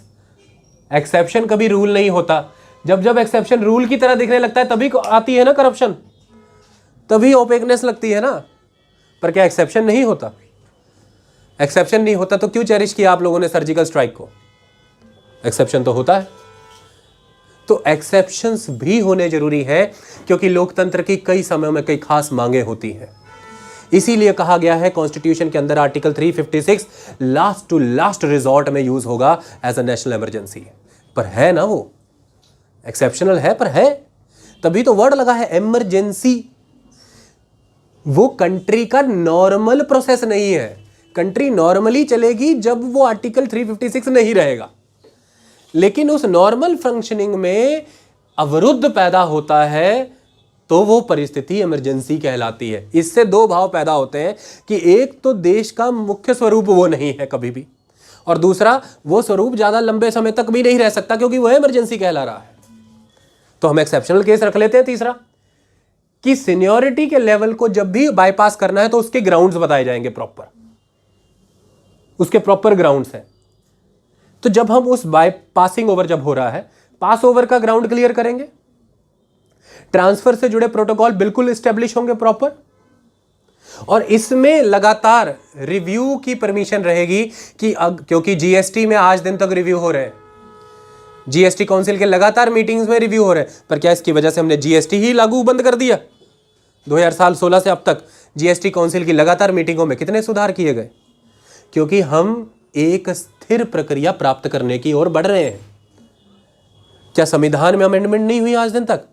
पर क्या फिर हम उस अमेंडमेंट को ये कह करके संविधान को निकार दें कि जिस संविधान में अमेंडमेंट होती है उस संविधान के मुताबिक ही हम क्यों चले? ये देखो गलत है इसलिए तो अमेंडमेंट होती ना। उसे हर परिस्थिति में यथासंभव बनाए रखने के लिए, यथार्थ के अनुरूप बनाए रखने के लिए, रियलिटी के अकॉर्डिंग बनाए रखने के लिए उसमें परिवर्तन आते हैं, क्योंकि वह देश के लिए है, देश के नागरिकों के लिए है। एक समय के पर्यंत जब नागरिक और उनकी मांगे परिवर्तन ले रही हैं और संविधान उनकी इच्छाओं को सर्व नहीं कर पा रहा है, तब वह राष्ट्र को ही खा जाएगा।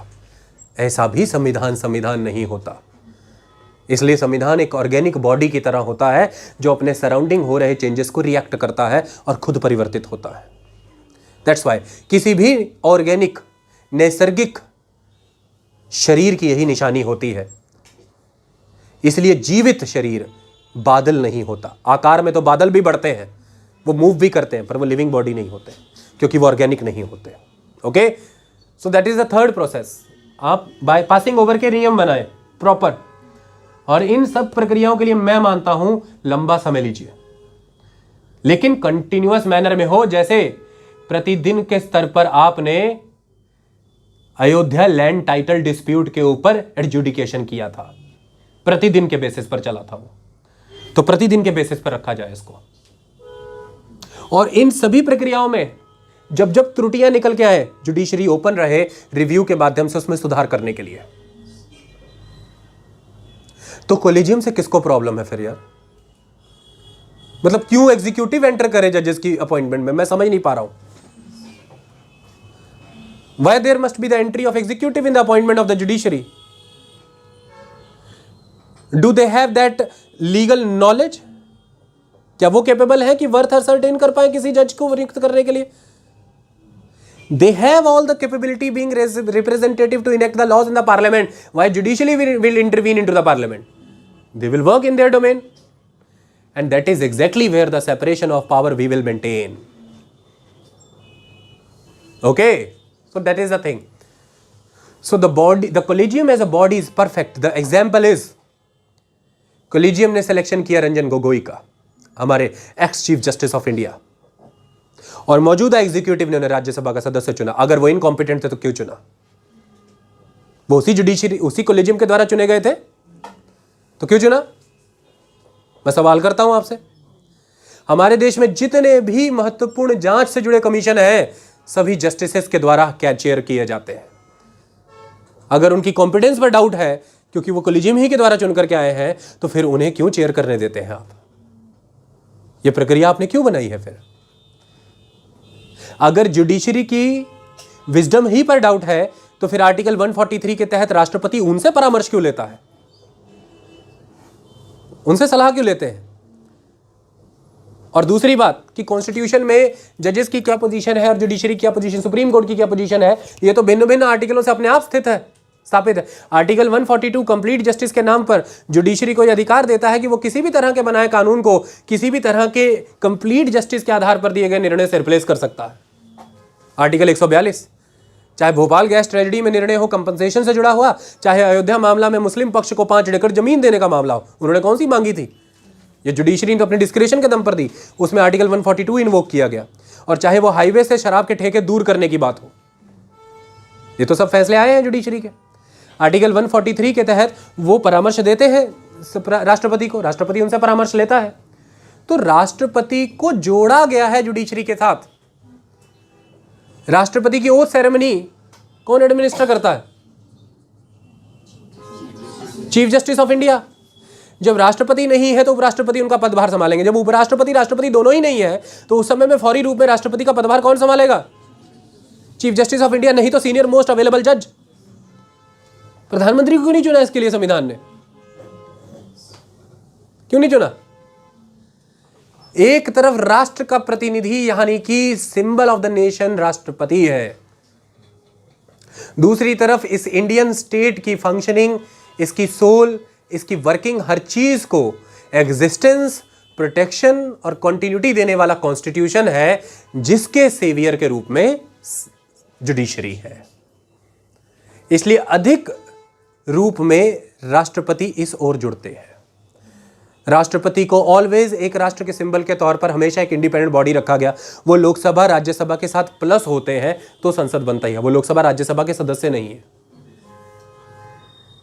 आई बात समझ में?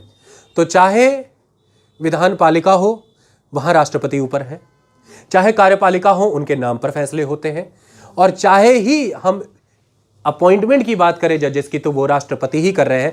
लेकिन तीनों ही विषयों में आपने कभी देखा, ध्यान से नोटिस किया कि विधान पालिका के मामले में यानी कि संसद के मामले में राष्ट्रपति काफी हद तक संसद के निर्णयों ही के साथ बाउंड है.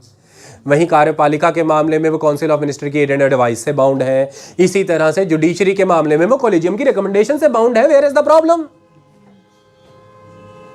मतलब ये तो बहुत अच्छा है कि आर्टिकल 74 में हमने अमेंडमेंट करके उनको बाउंड कर दिया काउंसिल ऑफ मिनिस्टर की एडवाइस से, वो बेहतर है, ठीक है. और उनको बाउंड कर दिया इस प्रावधान से कि भाई जो मेजॉरिटी पार्टी होगी, आपकी मजबूरी है कि आपको उसी को बुलाना होगा, है कि नहीं. विधायक दल ने जिस व्यक्ति को चुन लिया, आपको उसी, सांसद दल ने जिस व्यक्ति को चुन लिया, आपको उसी को प्रधानमंत्री बनाना होगा. प्रधानमंत्री ने जिन्हें जिन्हें चुना, आप उन्हीं को मंत्री की शपथ दिलाएंगे. लेकिन हाँ, इधर कॉलेजियम ने जिनको चुना है, आप उन्हें जज बनाए ना बनाए, ये आप पर छोड़ा जाना चाहिए. ये कैसे है भाई? तो आप यहां पर भी फिर सवाल कर लिया करिए कि MPs electing the MP as PM and PM selecting their ministers. तो जैसे प्रधानमंत्री की मंत्री परिषद, प्रधानमंत्री सांसद दल के नेता होने के नाते अपनी पार्टी के द्वारा जारी किए गए मैनिफेस्टो को अगले 5 वर्षों में सत्य रूप देने के लिए कटिबद्ध है. वो ये कभी नहीं कर सकते अगर उनकी मंत्री परिषद ऐसी हो जो उनके साथ ही ना चल रही हो. इसके लिए उन्हें लोकतंत्र ने सिद्ध होने के लिए, लोकतंत्र सिद्ध लोकतंत्र होना चाहिए हमेशा, मौखिक या शाब्दिक नहीं, सिद्ध लोकतंत्र ने अपने आप को सिद्ध रखने के लिए प्रधानमंत्री को यह अधिकार दिया है कि मंत्रीगण वह चुनेंगे, राष्ट्रपति केवल उन्हें नियुक्त करेंगे. क्योंकि मंत्रियों और प्रधानमंत्रियों का अपॉइंटमेंट राष्ट्रपति इसलिए करते हैं क्योंकि इनके लिए फैसले, इनके निजी फैसले नहीं होते, वो किसी पार्टी या किसी एक समय की सरकार के नहीं होते, वो राष्ट्र के फैसले होते हैं, क्योंकि इनका अपॉइंटमेंट राष्ट्रपति ने किया है। ये प्रक्रिया रखी हमने।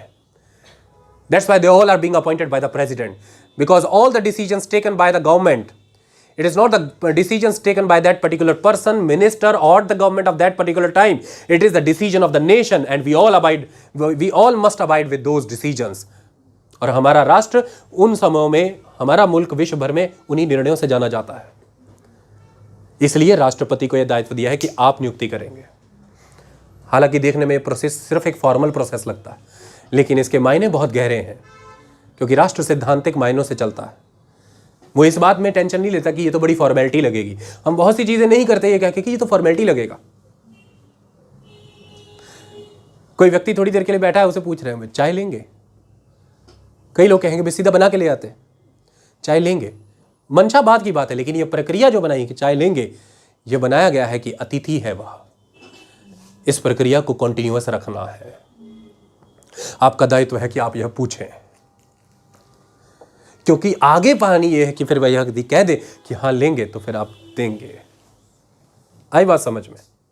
इसी तरह से बहुत सी चीज, कॉन्स्टिट्यूशन ऐसे नहीं चलता कि अरे ये तो फॉर्मल सा लगेगा देखने में, ये क्या है, व्हाट इज दिस।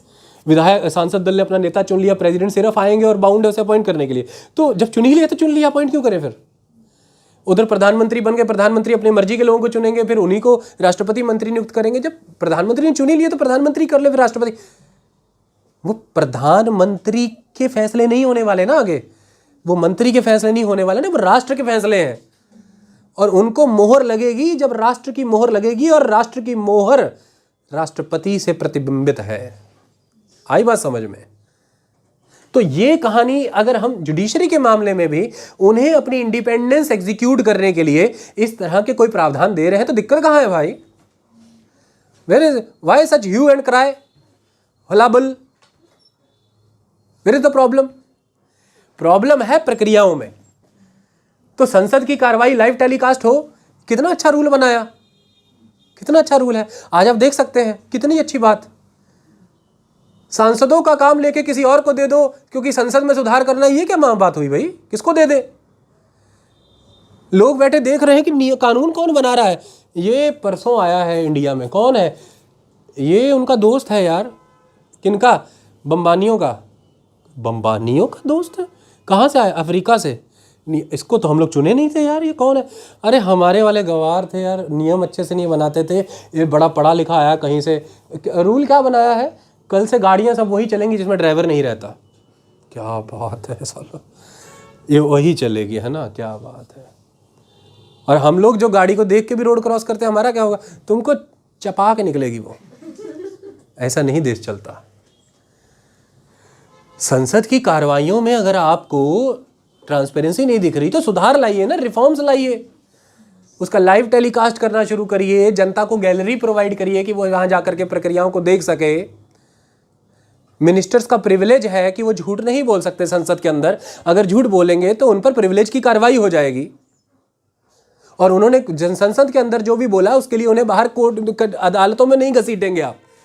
ऐसा करके आप और सशक्त करिए अपनी संसद को, और सुंदर बनाइए उसे, ताकि वो अपना उद्देश्य सिद्ध करे, जो कि लोकतंत्र है। किसी भी चीज में यदि आपको लग रहा है कि वह कुछ कमियां रह रही हैं तो कमियां दूर की जाती हैं, अंत नहीं कर दिया जाता किसी चीज का। ऐसे ही कॉलेजियम में जो कमियां हैं वो इन ग्राउंड पर है कि क्लैरिटी नहीं हो पाती कई बार कि सिलेक्शन जो हुआ किस ग्राउंड पे हुआ। तो ग्राउंडे पता चले, तो ग्राउंडे पता चले लोगों को बहुत ज्यादा। उससे पहले मैं ये चाहता हूं कि बेहतर ये है कि आप मिल बांट करके ग्राउंडे ही बना ले, ग्राउंडे ही चुन ले। मतलब वो चीज थोड़ी सीक्रेट भी रह जाए, कितना अच्छा है कि नहीं? और जो ग्राउंडे बन रही है वो जनता में रिपोर्ट होती रहे। जैसे अयोध्या की कार्रवाई हर रोज रिपोर्ट होती थी, वो रिपोर्ट करते रहो। एक बार जब जनता में रिपोर्ट हो करके सर्वसम्मति से सारी ग्राउंडे बन जाए, फिर उसके आधार पर चुनाव करते रहो, चुनते रहो। वो मत लाओ पब्लिक के बीच, सीक्रेसी भी रह जाएगी, ओपेकनेस भी नहीं रहेगी, और एग्जीक्यूटिव को खबर भी मिलती रहेगी। एग्जीक्यूटिव उस आधार पर यह भी देख लेगी कि ग्राउंड वायलेट हुआ है यहां पर, क्यों ये नहीं होता ऑलरेडी। क्यों? अगर सीबीआई की पोजीशन पर कोई व्यक्ति निर्धारित कर दिया गया है तो आपके पास अधिकार नहीं है कि अगर वो एलिजिबल नहीं बनता या उसके खिलाफ किसी कोर्ट में कोई कार्रवाई चल रही है तो आप को वारंटों की रिट इशू कर दे और सुप्रीम कोर्ट उस रिट को जारी करे और कहे कि इस व्यक्ति के पास तो इस पद पर बैठने का अधिकार ही नहीं, से हटाइए। कांग्रेस के समय में सीबीआई चीफ के साथ ये नहीं हुआ था क्या? पाल मॉल केस में उसके लिप्त होने के कारण उसको को वारंटो रिट के वाया, क्या सुप्रीम कोर्ट ने नहीं हटाया? वो क्यों हटा पाया? क्योंकि कुछ बिंदु थे ना क्लियर कि इन बिंदुओं के मुताबिक तो इस दफ्तर में बैठने का अधिकार ही नहीं है। सिंपल आप अचीव करिए ना ऐसी ग्राउंड्स, और उन ग्राउंड्स को अचीव करने के बाद आप एक पोजीशन पर पहुंच जाइए। उसके बाद बस चेकलिस्ट की तरह उन ग्राउंड्स को चेक करिए, अगर उसके अनुरूप है तो सीमलेस मैनर में सेक्रेटरीट अपना काम करेगा, सीमलेस मैनर में। और अगर उसके अनुरूप नहीं है तो फटाफट उस पर क्रॉस लगेंगे, ठा ठा ठा, वापिस इमीडिएटली जुडिशरी का सेक्रेटरी। क्यों जज आए देखने? सेक्रेटरीट है ना भाई, सेक्रेटरीट, आप सब बैठेंगे उसमें, आप सब एग्जीक्यूटिव की तरफ आप सब बैठ जाना, आईएएस आईआरएस, और जुडिशरी की तरफ जुडिशरी के लीगल ऑफिसर बैठ जाएंगे, पीसीएस जुडिशरी वाले, नीचे से होते हुए ऊपर तक। और वो देखेंगे सर 3 कांटा लग के आया था, हमने देख लिया कि कुछ दस्तावेजों की कमी रह गई थी, कुछ क्लैरिटी में कमी रह गई थी, कुछ हमने डॉक्यूमेंट नहीं ऐड किया था, कुछ एक्सप्लेनेशन हमने सेट कर दिया, दोबारा भेजा, टीका टाका सब सेट हो गए, सर हो गई भर्ती, सिंपल। लेकिन ऐसे कब तक चले रहेगा? 10 इन्होंने उधर भेजा है, उस पर अभी वो कोई डिसीजन ही नहीं ले रहे हैं, क्योंकि कोड जो 13 मैंने बताए उसमें ये मेंशन नहीं है कि कितने समय सीमा में कॉल लेनी है उनको। यही तो प्रॉब्लम है। और इस बार हमारे देश के न्याय मंत्री ने यही कोर्ट में कहा है कि कोर्ट प्रेसिडेंट को बाउंड नहीं कर सकता है कि वो टाइम बाउंड मैनर में अपना रिस्पॉन्स करे। कर लेंगे हम रिस्पॉन्स, चिंता मत करिए। इस त्रुटि को भी हटाइए, टाइम मैनेज करिए, उसमें टाइम बाउंडनेस लगाइए उसके साथ। पर जब हम संस्थाओं का एक दूसरे पर विश्वास बनेगा, आस्था बनेगी, ये टाइम तो तभी बनेंगे और इनकी मानना भी तभी होगी ना। जब अनास्था बन रखी है तो काम कैसे चलेगा? हम दोनों संस्थाओं को ये समझाना चाहते हैं, उन्हीं से सीख करके, हम उनके छात्र हैं, हम उन्हीं के द्वारा दी गई शिक्षाओं से अब तक पढ़े लिखे हैं, कि हम आपको ये याद कराना चाहते हैं कि आपकी शिक्षा क्या थी। शिक्षा ये थी कि हम सबको कोलैबोरेटिव मीनिंग में चलना है, हम सबको कोलैबोरेटिव मायने में चलना है, क्योंकि हम सबको अचीव करनी है डेमोक्रेसी। तो आप इस समय एक दूसरे के विरोध में क्यों हैं? आप सबको तो एक साथ आना चाहिए था। राष्ट्रहित में हमें काम करना है। इससे फेवरेटिज्म, नेपोटिज्म के धब्बे भी धुल जाएंगे। तो कुछ लाइनें इस्तेमाल की जाती है, तो जजेस के विरोध ये कहा जाता है कि अब होता यह है कि जब हाई कोर्ट से सुप्रीम कोर्ट की तरफ सिलेक्शन होना शुरू होता है तो उसके नीचे के स्तर पर बहुत सारे लेवल पर, अगर हाई कोर्ट में ही मान लीजिए जजों की नियुक्ति है, तो होता यह है कि मेजॉरली प्राथमिकता एडवोकेट्स को दी जाती है, उसमें भी सीनियर एडवोकेट्स को। तो होता यह है कि निचले स्तर पर जो जुडिशरी का एग्जाम देकर के लोग आए हैं, there are many judicial officers at the level of the subordinate judiciary, as compare to उन्हें तरजीह देने के एडवोकेट्स को तरजीह दी जाती है, उन्हें हाई कोर्ट के बेंचेस पर नियुक्त किया जाता है, हाई कोर्ट में उनकी नियुक्ति की जाती है। और वो एडवोकेट्स होते हैं पक्के जमे हुए घरानों के एडवोकेट, जिनका पीढ़ी दर पीढ़ी से काम चला आ रहा है, जैसे कि upper caste advocates he, the senior advocates. और फिर वही लोग हाई कोर्ट के जज बन गए। अब वही लोग आगे फिर सेलेक्ट होकर के पहुंचेंगे सुप्रीम कोर्ट में, और सुप्रीम कोर्ट का कोलेजियम अब वही लोग हैं। तो वही लोग आगे अपने आगे की पीढ़ी के हाई कोर्ट के जजेस को सेलेक्ट करेंगे उन्हीं एडवोकेटों में से। तो ऐसा कहा जा रहा है कि एक ऐसी टेरिटरी बन गई है जिसमें एक सीमित वर्ग की किंगडम स्थापित हो गई है, जिसमें कुछ ही लोग रिफ्लेक्ट हो रहे हैं। ये साइकिल चली ही जा रहा है प्रिविलेज का। जो जनरल लॉयर है, सीनियर एडवोकेट का तमगा नहीं रखते, और जो जुडिशरी की सर्विसेज से सेलेक्ट होकर के लोग आ रहे हैं, वो रिफ्लेक्ट ही नहीं हो रहे। अभी पीछे एक सर्वे हुआ है, मैंने स्क्रीनशॉट खींच के रखा है। मैंने आपको बताया कि प्रत्येक चीज़ जो हम करते हैं वो पूरे डेटा के साथ करते हैं, और डेटा ही है। तो ये सर्वे है, हाँ देखिए सर्वे है, ये नेशनल लॉयर्स कैंपेन हुआ था जुडिशियल ट्रांसपेरेंसी के लिए। उसके तहत 33 जजेस जो है सुप्रीम कोर्ट के, उनका बैकग्राउंड चेक किया गया, तो ये पता लगा कि 5 ही जजेस थे जो जनरल लॉयर थे, बाकी सारे जजेस या तो जजेस की फैमिली से आते थे या सीनियर एडवोकेट्स की फैमिली से आते थे, 33 लॉयर में से। तो इस तरह से माना जा रहा है कि एक प्रिविलेज का साइकिल चल रहा है, ये ठीक नहीं। ये है ना समस्या हमारी, है कि नहीं? अपने परिवार के लोगों को चुन लिया जाता है, ये है समस्या। भाई भतीजावाद चल रहा है, ये है समस्या। मेरिट कई बारी दरकिनार हो जाती है, ये है समस्या। सीनियरिटी दरकिनार हो जाती है, ये है समस्या। बहुत से वर्गों को उसमें रिफ्लेक्शन नहीं मिल रहा, वो रिफ्लेक्ट ही नहीं हो रहा है, ये है समस्या। महिलाएं नहीं आ पा रही हैं, ये है समस्या।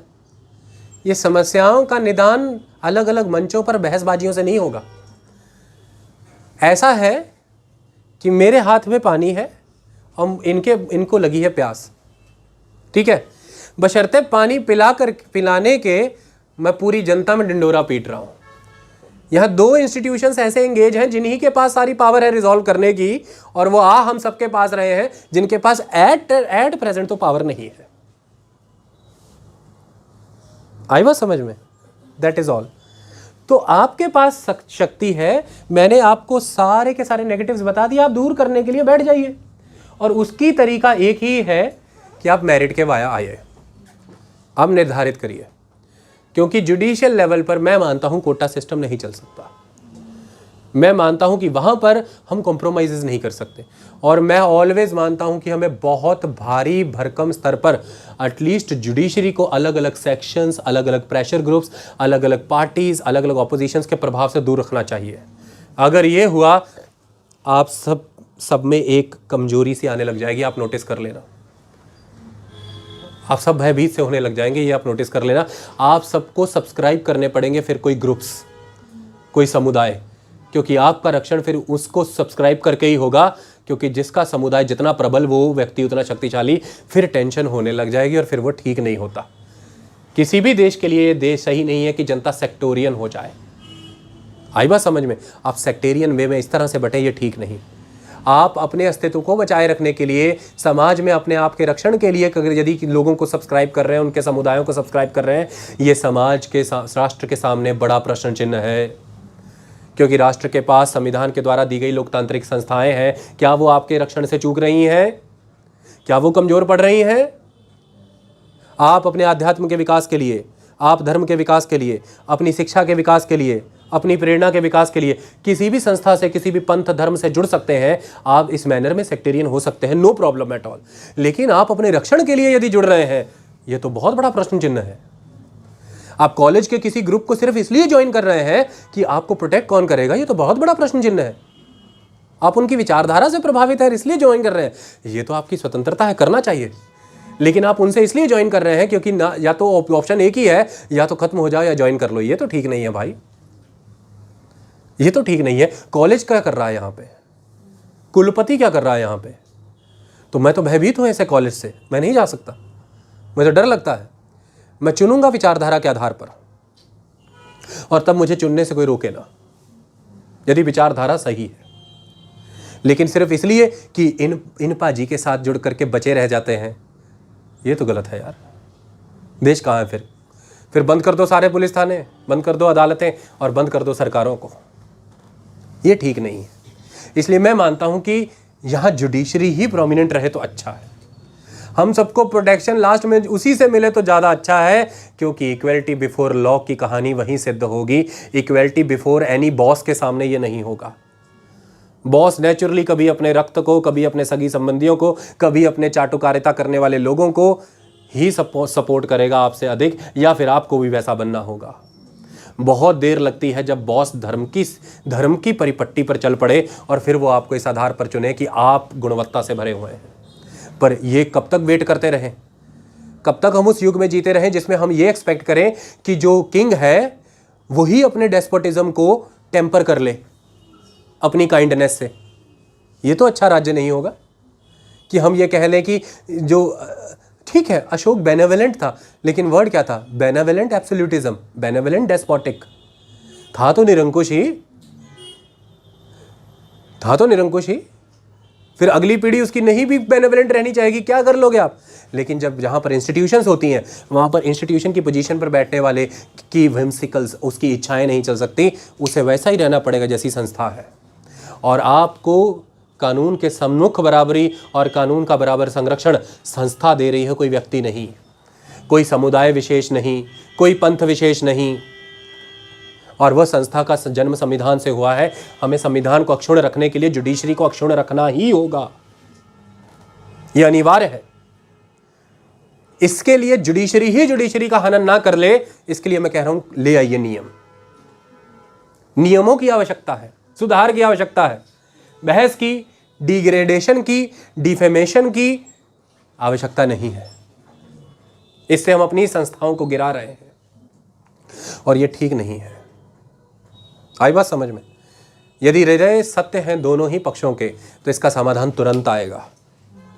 और यदि ये अस्तित्व का टकराव चल रहा है, शक्ति का परीक्षण चल रहा है, तो ये लंबा चलेगा। अभी तब ये लंबा चलेगा। शक्ति परीक्षण है फिर तो लंबा चलेगा, किसी को तो रुकना ही होगा। आई बात समझ में? और शक्ति परीक्षण के लिए युद्ध नहीं होते, वरना बबरीक को खत्म न कर देते श्री कृष्ण, क्योंकि शक्ति तो इतनी थी कि क्षण भर में युद्ध खत्म कर देते। युद्ध निर्णय के लिए होते हैं, और निर्णयों में किसी का शक्ति परीक्षण नहीं चल सकता। निर्णय का अंत केवल धर्म होना चाहिए, और उस प्रक्रिया में जो भी करना पड़े वो जायज़ है, वो करना है। यही कारण है कि यदि हम लोकतंत्र के लिए यह बहस कर रहे हैं तो इसके लिए तो आप इमीडिएटली आएंगे डिस्कशन प्लेटफॉर्म पे। और यदि कोई शक्ति परीक्षण चल रहा है, आरोप प्रत्यारोप चल रहे हैं, डिफेमेशन चल रहा है, तो लगे रहिए। फिर जितना कर सकते हैं हम बर्बाद कर ले अपने देश को, अपनी संस्थाओं को। तो यहां एक बात स्पष्ट हो गई, अंत में इसी आधार पर करूंगा।